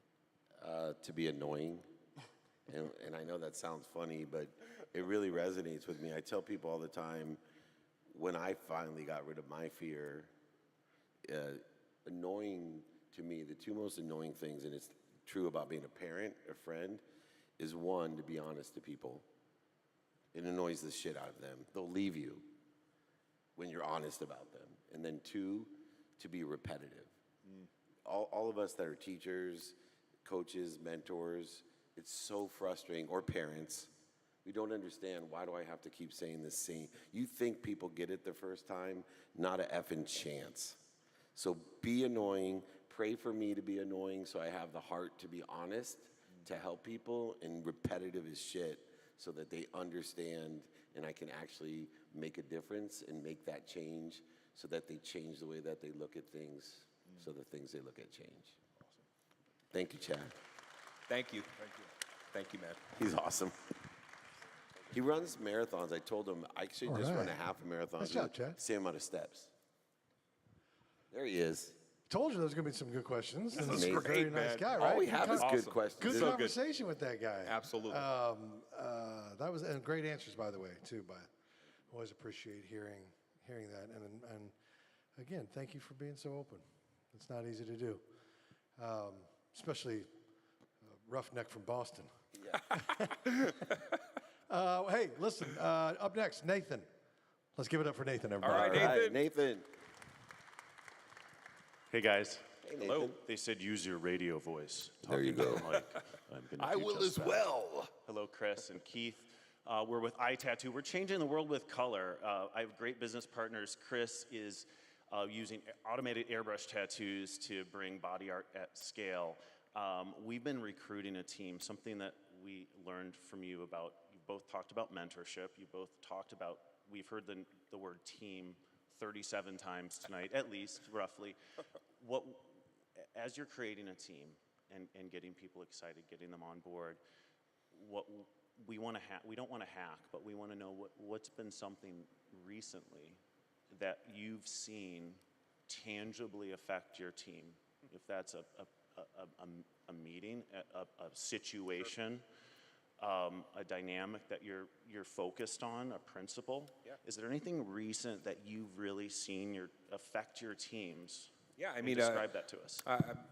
putting this film together, if you know anything about the industry, it's certainly in a new era of both in distribution and just the way you can create. And what I found, and this was such a gratifying moment, was as we were putting our team together of producers, and we have our director, and we have some great casting director. It's that moment where you start to realize, oh, as we're coming together, everybody has their specific talents, but then you start to learn that people have other ideas. Creative people are creative in many ways, right? We always kind of get stuck in the thing of like, if somebody's good at one thing, like you're the drummer, you don't pick up the guitar, you got the drums. And I guess having had this great opportunity through many years of certainly a lot of things that did not come to fruition or come out the other side in a way that was profitable or even palpable, is now being able to see that the people that I surround myself with, they want a certain set of skills from me, and they want to know that I see them in that equal value of like, we literally are going to make this thing together. There's an exchange. Right. The exchange can go beyond just the degree. You have a degree in something and you're bringing that to the table. I say this, if somebody's creative in a very specific way, I am sure they're creative in many, many ways. And so I do feel like as of late, the people that I've been working with, they keep me on my toes because it's not the old school anymore where it's just like, you're gonna do A, you're gonna do, it's like you have to be more ragtag. It's even a little bit more guerrilla style to make something these days and then to get it distributed. And man, do I wake up happy every day knowing I have those people that trust I've got a few other ideas outside of the box, but I know I can lean on them. So you're looking for them for more. You're digging deeper with them. Everybody, it's like you're bringing value, but I know that as a creative thinker, we're going to be able to, expand upon these ideas because everybody's good at a multitude. David is multi-hyphenated. He's one of the few that's got the many hyphenated. But most people who have that opportunity to build themselves up, especially in a creative space, if you dig a little deeper, you will find that they have a lot of traits and abilities that go far beyond even what the diploma on the wall says. So I like meeting those people and working alongside people like that. Thank you. That's awesome. I hate to say this, but I feel like the Boston of business, meaning that my team has more championships than anybody else. It pisses me off when I fly into Boston. I'm from San Diego, and it's like, we haven't had a championship in 120 days. And now it's less than that with the Celtics, a bunch of assholes. Anyway, the key for me for a great team, besides alignment of values, is the understanding of collective consciousness and time. So I teach people to be a student of the calendar. When we're a student of something, we utilize the mathematical equation of luck, which is what we all pay attention to as a team, and we give our intention to each day. We do the things together, we say them, we think them, we believe them, and we feel them, equal the coincidences that we want. It's, to me, the coinciding of the universes, the consequence results, the outcomes that I desire. So I have calendar captains, so I have a Monday captain, Tuesday, et cetera. In your team. On my There's team. a team member that's assigned to each day of the week? Every day of the week, and they study 4 Mondays down, 4 Tuesdays down, aligned with utilization of time to be productive, accessible, and gracious. I take Tuesdays. Can you pick a Yeah, day? you got to. Yeah, I you want can. Tuesdays. Yeah, you absolutely can pick a day, and then everybody's next day captain. And so I would say it has exponentially elevated the productivity of the entire team, the accessibility of the team. You would not Is that a believe. handoff too? Yes. From each day captain to the next? Yes, and the gratitude side of it, to find the light, the love, and the lessons in all the reprioritization that takes place. People don't even think about it. We study planned time and unplanned time. Time that activity we get paid for, activity we don't get paid for. And we study it together because, even people are like, what do you mean you study unplanned time? Well, imagine having a parking place set outside of Costco on Saturday every noon, that when you're in a hurry and you need to go get your Rogaine because your hair is going to fall out. That stresses me out just thinking Exactly. about that. You could just pull right into that spot, right? It's right there waiting for you. And when you have an entire team all on the same time frame with the same objectives in a divine direction, utilizing what? Divine time to be productive, accessible, and gracious. That's how my CEO, Mike, can do what it took a company right after him, 30 people it took to do what Mike did. And that's because he's a student of the calendar. He pays attention to and gives intention to. He does, says, thinks, feels, and believes aligned with where we all want to be or better. And if anybody wants that, I'll send it to them as well. Thanks, guys. Thank you very much. Thank you very much, man. Great question. Appreciate that.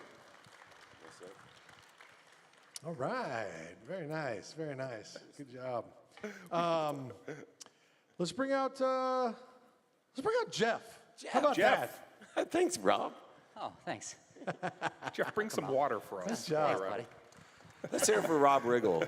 We're paying Rob him the is- big bucks tonight. I just had the best conversation with Rob Riggle. My life is pretty amazing. It is. You're I amazing. feel like everybody who comes out says they just have a great conversation with Rob I Riggle. mean, how can you not? It's There Rob needs to Riggle. be another stage set Right back back- up there, and we just go back and Rob's. Cool The guy's camera back incredible. there. The guy's incredible.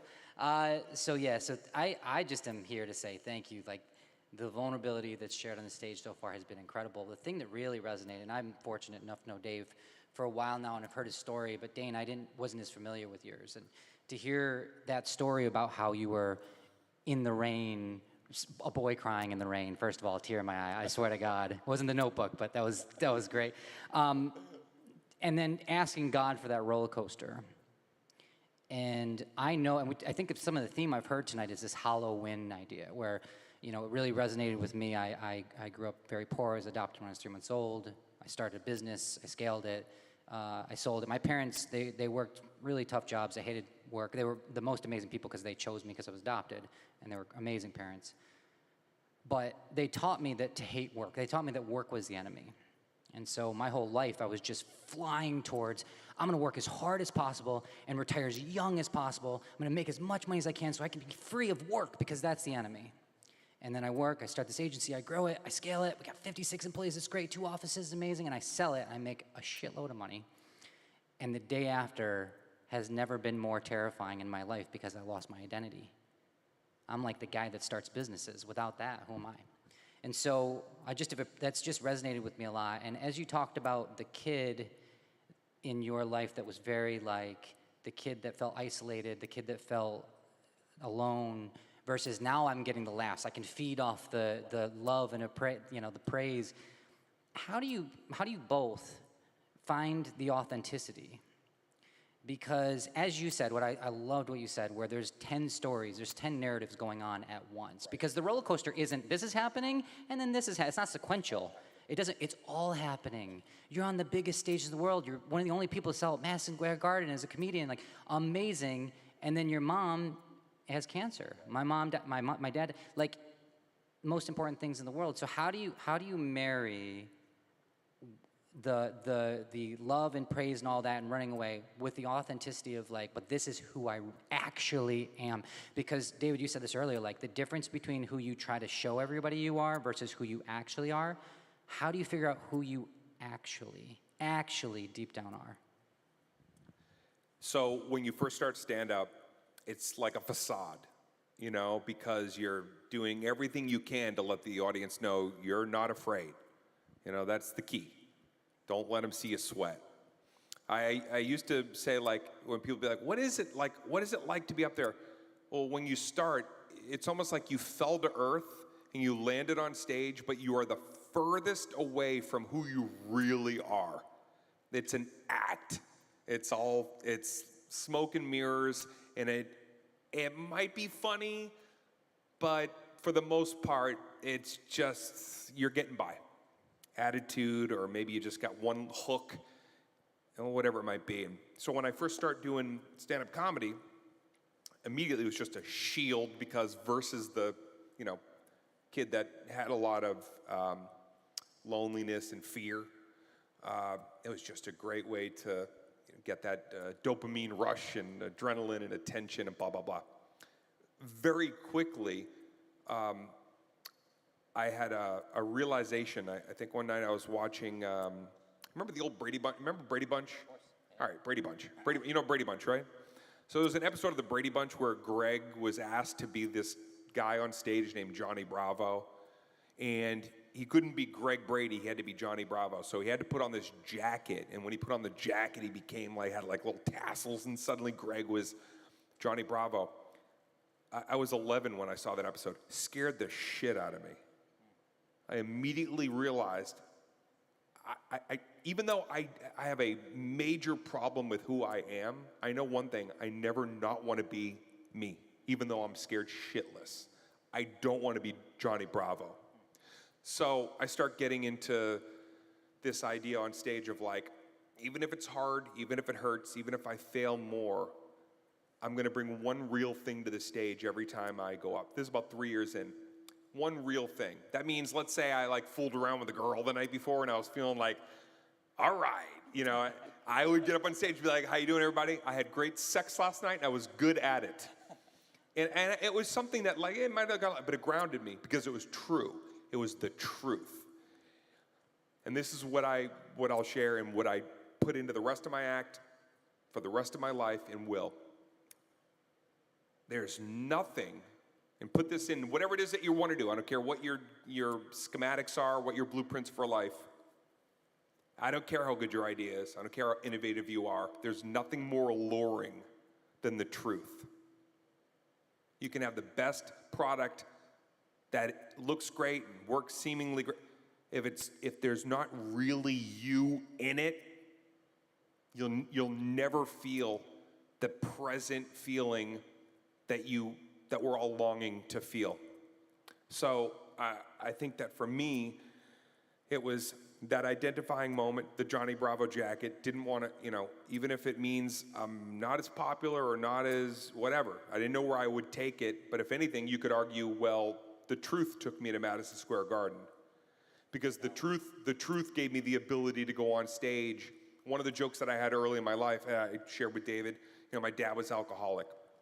And I love my father, and I had a really great closure moment with my father, but that we had a lot of rough years with my father. I think I said on stage one night, well, my dad used to say, he would get a little bit like rambunctious, he'd have a few drinks, and then he didn't want to be told, because he was old school, anything. And he would say, in a way that was kind of a little bit like, almost degrading, don't tell me, I'm a little bit older. I've been around the block a couple of times. This guy's been around the block. Well, I took that to the stage in this painful moment. The truth that I wrapped around it was, and the joke was I finally said, and my dad said, I've been around the block. He said, that's because you're too fucking drunk to find the house. And it would get this big explosive laugh. And it was this culmination of like, live in the truth, be the truth, no matter what. It's going to take you to a truthful place. But if you live in an act that's only an act, you're like a nomad. I don't know where you'll end up. You don't know where you'll end up. But the truth will always tell you in some way, shape, or form, this is right where you're supposed to be. And you'll never contemplate, maybe I should be over there because I wasn't honest. Just be the truth. Put the truth in whatever it is that you do, your messaging, the way you treat people. Be present. Be truthful. Everything else will fall into place. Dane Cook is the truth. Be the truth. That's tough to follow. I'm gonna keep mine simple. You know, I live with the false identity of my bank account. So I had more money than I ever dreamed of. If my bank account went up literally $100, I would be excited for the day and think I was a winner. If it went down $100, I would be depressed and think I was a loser, even though I had enough money for everything. Yeah. And so for me, I look internally in progress by behavior. So my identity is my behaviors. And good behavior is self-defined by everyone. So for me, my behavior, good behavior is aligned with where I want to be or better, and bad behavior is this interfering with what I want to be.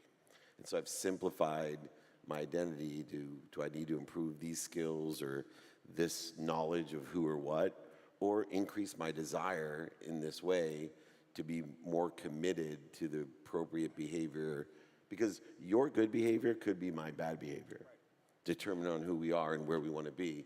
And so I use my identity as the actual behaviors that I have, and the skills, knowledge, and desire is what I utilize to get to and utilize those behaviors to be where I want to be or better, and help others do the same. I love it. Good clap for David. It is kind of incredible too, man, just to speak to when you shared, like, you realized through your success that truly your love and passion was in the building. Really, it wasn't like, you know, and you tagged on the identity or like what you think perpetuates who you are. But the reality is, you're always a person who's probably going to want to take the engine apart and see if you can build it back in another way, which, as we all know, means most of the time you're not going to build a better engine. But you're going to love the entire process as long as you allow yourself to go, this may never be an engine again, but I love it. And that's what people love about you, is that you're a go-getter and you're a person that's like, you know, taking swings, man, taking big swings. Obviously, you found success with those swings, but then the realization of, man, I just like to build. And even if it doesn't always amount to something that's got that monetization, that's where you're really happy, toiling and probably blueprinting and game planning. And me too, by the way. I'm a think tank person. If I could have a company that I just sit around and think of ideas with you, for you, I could probably be as happy. Well, I love stand-up, but like my day job, I could do that all day. I could think of better ways to help you to try to rebuild that engine. And if I could get paid to do that, I would do that. You could get paid to do that. Let's all figure day, it out, man. That's it. We're Wait a doing it second. right now. You're Wait, hired. did we just become best friends? Do we just become best friends? I'm jealous. No, Well, I have 8 spaces around me. did I And just have take David's 9. spot? You said you could have 9. You can have 9. You can have 9. I love it. Hey, my truth is, can I have a 3-way hug? Yeah.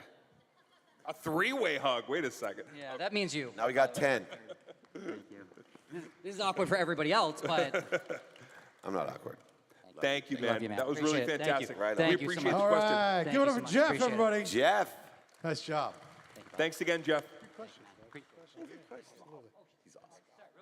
In the spirit of collab, David asked me to ask, up there, if you take out your phone, you scan that thing, there is it'll take you to a website of a thing that we're building, and it's for entrepreneurs. So it actually, Gina, who was on stage earlier, it's through her software, Mighty Networks. So if you use the code LAUNCH, that gets you 20% off to join a community of entrepreneurs. So thank you, David. Thank you, What Jeff. an amazing Jeff, thing. I actually changed it. It now brings you to the Brady Bunch episode. Johnny Bravo. I hacked your You system. did it. It's the Johnny Bravo. We built episode. together. I don't know. It's That's why every plane got canceled today because you Thanks, tried guys. that. Nice Thanks, job, Jeff. That's yeah. So check out the QR code. Well, now it's gone. Now it's just me. What's that? Scan Rob Riggle's beard, and it will take you. Scan it. You never know what's going to come out. It could be amazing. Great answers, guys. As always, I'm enjoying this. Listening to you over there, I appreciated what you were saying, Dane, a lot. I've been really soaking up a lot of your wisdom, both of you, and you have a lot to give tonight. So appreciate that. I think one of my litmus tests every day is when I go to bed, did I improve just a little bit? Just a little bit. You don't have to run the whole race, but did I get a little further down the block? Great. If I did, I feel like it's a win. If I didn't, I'm getting up tomorrow. I'll try again. You know, it's pretty simple stuff. At least I try to keep it simple. All right. We have two more questions. Two more questions, all right? So let's just get it going. Leah, Right. come on out here. Leah, everybody. Leah. Hi, Leah. Hi, Leah. Hi, how are you? Amazing now that you're here. Yeah. Good to see you. I just want to thank you both so much for just sharing so openly and so vulnerably about your story and what you've been through.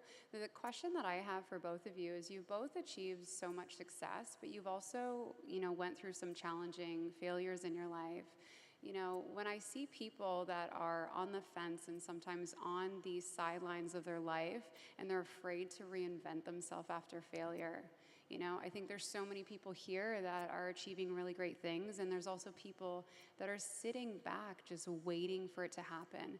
My curiosity for both of you is, what were your biggest lessons in those moments? Because you both really took that and ran with it, reinvented yourself, and came out on the other side. Yeah. First of all, I think it's important just to say, if I can look up, I can get up. I remember lying there and just saying, wow, how the hell did I screw up all of this? People would ask me too, how the hell did you screw up all of this? Right. And so I think for me, I talked about shortening the distance of resistance in my life. And so I started to seek wisdom and ask for help. I have this philosophy, and it's proven the fastest way to get to where you want to be, especially if you're way down, is to find someone that's where you want to be and ask them for directions, and then also help somebody else get to where they want to be, no matter where you are. And I took that to heart. And every day I said, I can look up, I can get up. Who's sitting in the situation that I want to be in? And asking for help saved and accelerated where I would not have been as successful the second time around without humility and help. Wow.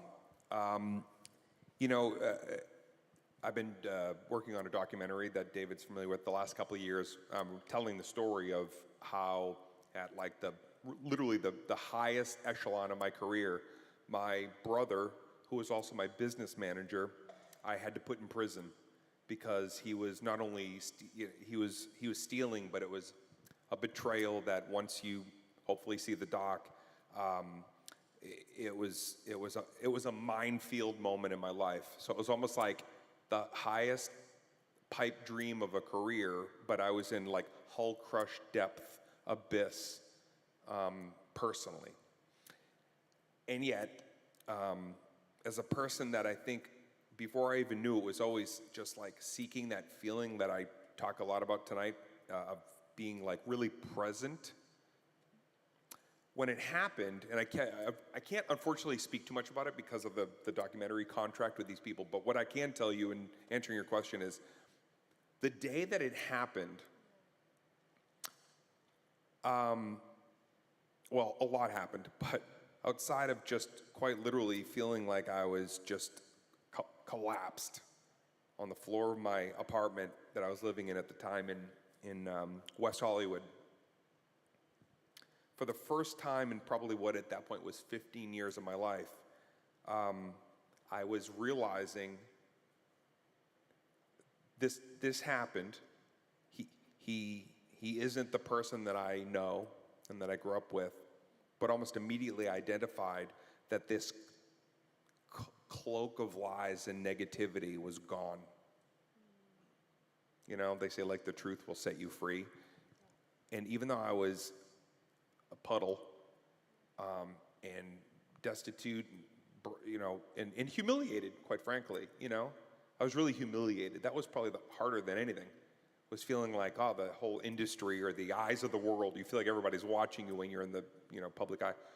And yet, I could not help but oddly feel like, oh, I'm free. I'm free of this person who betrayed me with love and kept me in a state of disarray so that I couldn't see some simple truths and red flags and things that later, of course, I could look at and go, oh, of course. So I think being able to realizing that, believe it or not, when you're at your lowest, most broken, that you may actually be prospering because reality has set in that this is my truth now. And there's something so liberating about that. Don't take this the wrong way. I hope that you're all on a fast track to failure. And I hope you just get there as quick as you can. Yes. So that you can go, fuck. Okay, shit. That sucked. I knew it. I had a feeling. And then you can get up and know that feeling that I had, which is like, now let me show everybody what I really have, what I really got, when I don't have something buffering me that's nefarious. And I hope that for you as well. So good. Thank you both for sharing. I really appreciate you both. Thank you. Yeah, I appreciate it. Thank you. See you soon. All right. She's amazing. Leah, everybody. Thanks, Leah. Good job. Wow, Dane, thank you for sharing that. Oh, man, yeah, of course. Thank you for sharing that, because that is powerful. And it's one of the themes tonight, truth. Yeah, right? Very true. Anybody who's ever experienced any kind of betrayal knows how true that is. So appreciate you sharing that. Thank you, dude. So I got a little starstruck for our last question. I was back there, and on my iPad, for a long time, I only had one movie downloaded, and it was The Secret. Because whenever I was flying, I was always flying. I always like to watch it real quick just to recharge, just to get the reminders. Oh, yeah. You know, get my eye back on the ball, you know, type of thing. And our next questionnaire is in that movie, and she's wonderful. So without any further ado, Marie Diamond is going to come out here. All right.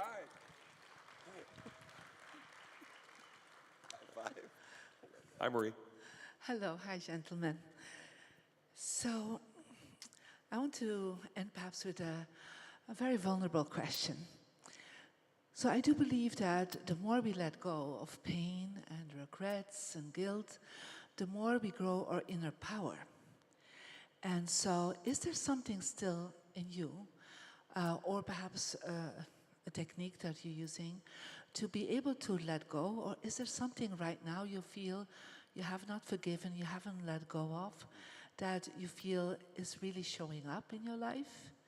And, or is there a way how you use forgiveness to let go, and because of that, become more powerful inside of yourself?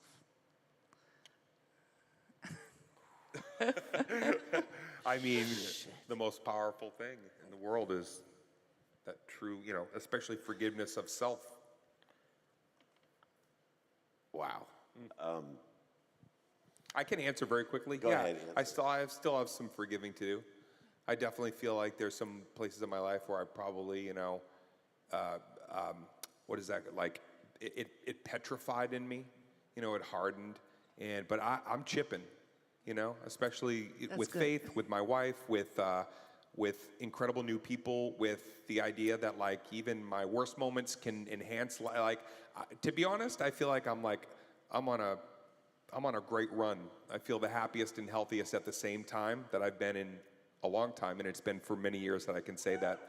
So yeah, I still would. There's still some people, places, and things that I probably need to revisit, and I hope that I get that opportunity to, have those moments of closure, forgiveness, or whatever that looks like. Yeah, absolutely. Amazing. David? Yeah, I obviously every day try to inch away. We talk about a little bit better. I think forgiveness is an underrated superpower. Gratitude is very amplified and is something I amplify, but to research forgiveness, and no surprise to many, I use time. One thing I've learned about the forgiveness of the fears that we have from damage of the past is that there's so much trauma in either past lives, womb trauma, childhood trauma, teenage trauma, 20s, 30s, 40s, and now I have 50s trauma, that I have given up on trying to figure out what I'm afraid of in order to create this forgiveness. And so I just use something that's more instant and obvious, which is the reaction to that fear.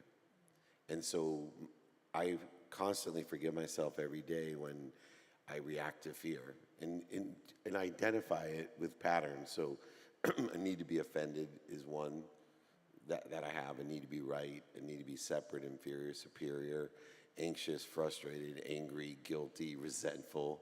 Maybe some of you have ever felt this way. But the cool thing about it, instead of spending millions of dollars on therapy to find out why I'm so afraid of things because of something that happened when I was 9 that was extremely difficult for me, it's just easy to say, gosh, you're so angry right now.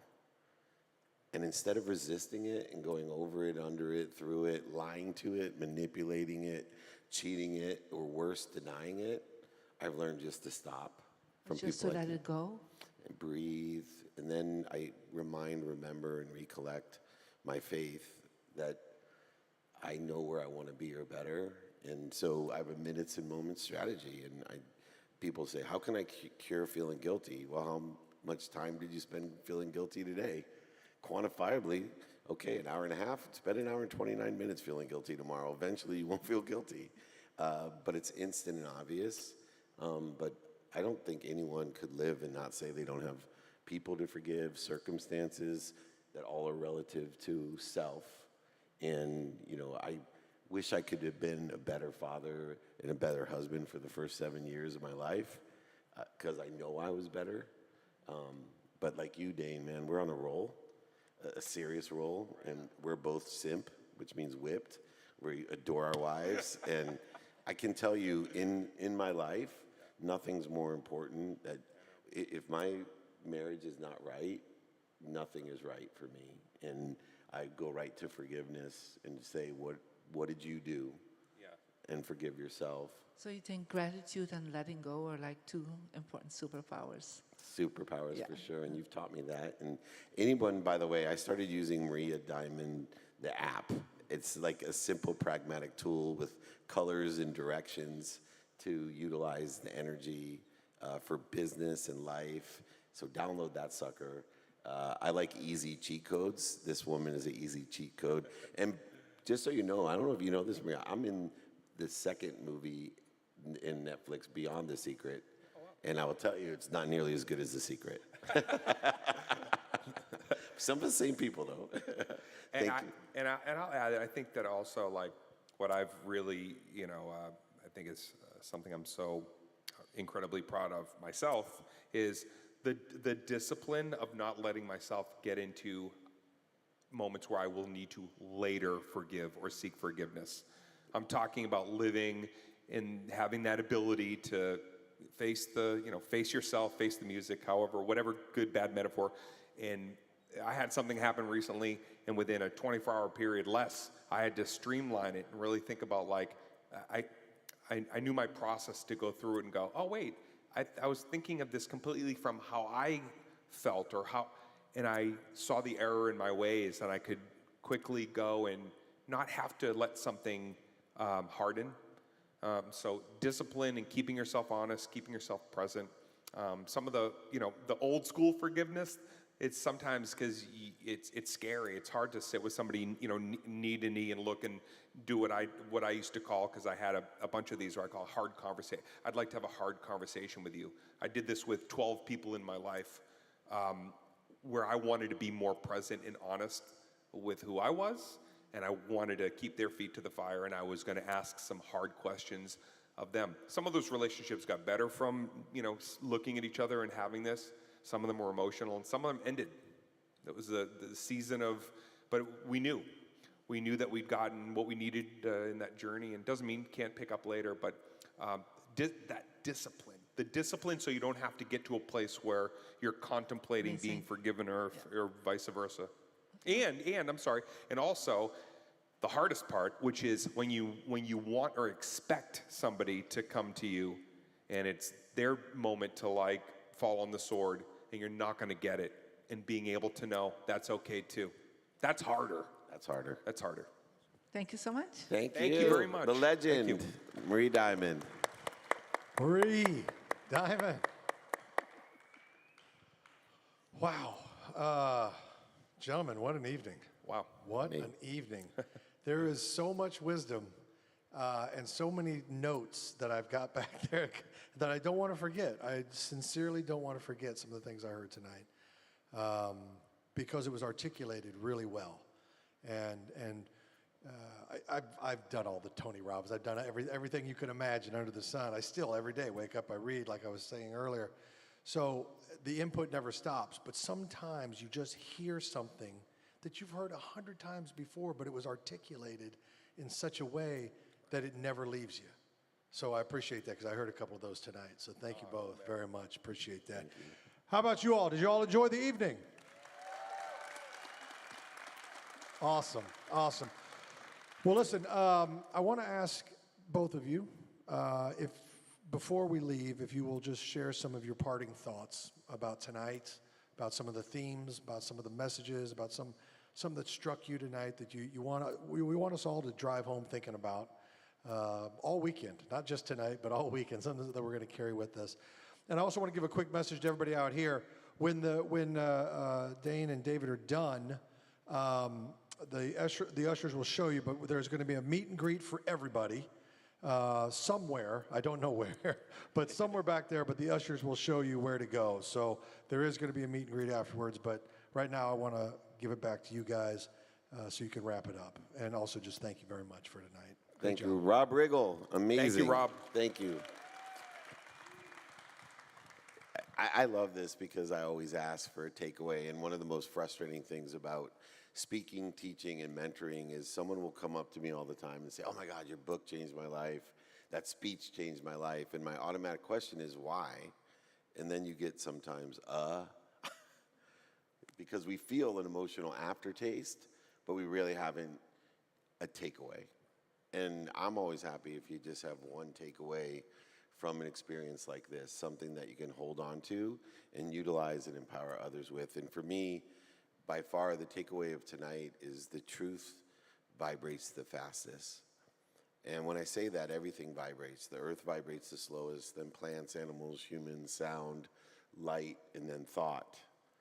And we can only be aware of that which vibrates equal to or less than us. And awareness makes things easy. When we're not aware, it's this easy. In fact, I got involved in meditation because someone told me they could elevate my awareness, and I wasn't interested until she said, well, I could elevate your awareness on when to buy or sell. And I'm like, oh, no, that's something I could use, and kind of tricked me into meditation.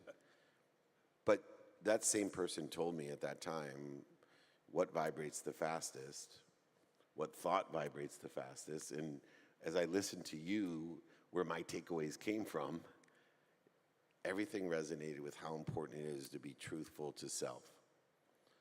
If you're not truthful to yourself, if you don't do all the hard work, and it's painful to be promoted, and it happens within us all, and it takes gratitude and forgiveness and accountability and inspiration to be truthful with ourselves so we can be comfortable illuminating vulnerability so that other people say, hey, I'm okay. Yeah. These guys, they're going through the same thing every day, even when they're successful, or your roller coaster analogy. And I just encourage everyone to pursue their truth, not other people's truth, but their truth, and do it consistently every day, persistently without quit. And it is the pursuit of your truth, your potential, that'll elevate your awareness to make your life easy, to dissipate, dissolve, and disappear the dis-easy. Physical, mental, spiritual, emotional dis-ease can be dissipated with simply facing the truth and then being grateful for it, forgiving it, and accountable for it, finding the lesson in it, and living your life in spirit, inspired. And I promise you, if you allow that to come through you for others, you'll be happy, and you'll empower others to be happy. And if you do that, I certainly will be happy. And God bless all of you, and hopefully I'll see you afterwards. But thank you so much for coming. Well, certainly my takeaway, number one, is being able to sit with you, David. And this has been, from the first moment that we podcasted together to doing this in Vegas on a different scale, and then to be able to be in a beautiful theater with a guillotine being set up in the back. I don't know what that noise was. But to be able to just sit with you, David, obviously that for me is like a moment I'll never forget. So I hope that we make a lot of moments we never forget, and this is one of them, so thank you. To your wife as well, and everybody, your whole staff, everybody's treated me like I'm supposed to be here, and that really means a lot to me. So thank you, David, on that. But my takeaway, I think this is probably maybe the first time in my entire career where I've really sat and allowed myself, not on a podcast where it's just a couple of people, it's going to be edited, but I'm sitting in real time, and I'm not afraid to share every element. I'm really sitting here as a very well-rounded person, that kid that was on the beach and was so unsure. Gosh, if you could look ahead and say, I can sit here, I can own my truth, I can be successful, I can have anything I want if I'm willing to work hard, and I'm also wanting to take as much spotlight as I can and bring other people into it, so that by way of proxy with us, that somebody else can come to me and go, I did it too, and I love it. I root for people, and I realized that the kid that was so scared and dejected and alone, a lot of it was, I would look at other people, and I just wanted to feel collaborative, and I wanted to feel like I fit in, and that I was meant to be as much a part of whatever recess or something in the schoolroom or whatever it was, to be able to finally look at my life now and know this is the beginning of a participatory era where I can share everything. And anything I've learned, I'm going to share it. Every single thing, that I'll wring it out and hopefully flex tonight of what you said and what I said will make somebody in here make the world a little bit better for them and somebody else. So that's what my takeaway is. And I want to thank you all for being here. I want to thank everybody who's supported me and my wife and everybody who has believed in me and championed me to be able to just own my truth and continue to be that assertive guy that wants to get the laughs, but also wants to feel like I'm a person you can look to as an example. You can be scared in the world, but you can be on top. And it's going to happen a bunch of times. That's the challenge. We all signed up for it. It's okay. The failures are part of the success. You need it to get there. And I truly hope for each and every one of you for supporting us tonight that you're a little closer to your truth tonight. So thank you. Let's hear it for Dane Cook. Thank you, everyone, Meltzer. so much. Thank we you, guys. appreciate you. God bless you. Have a good night.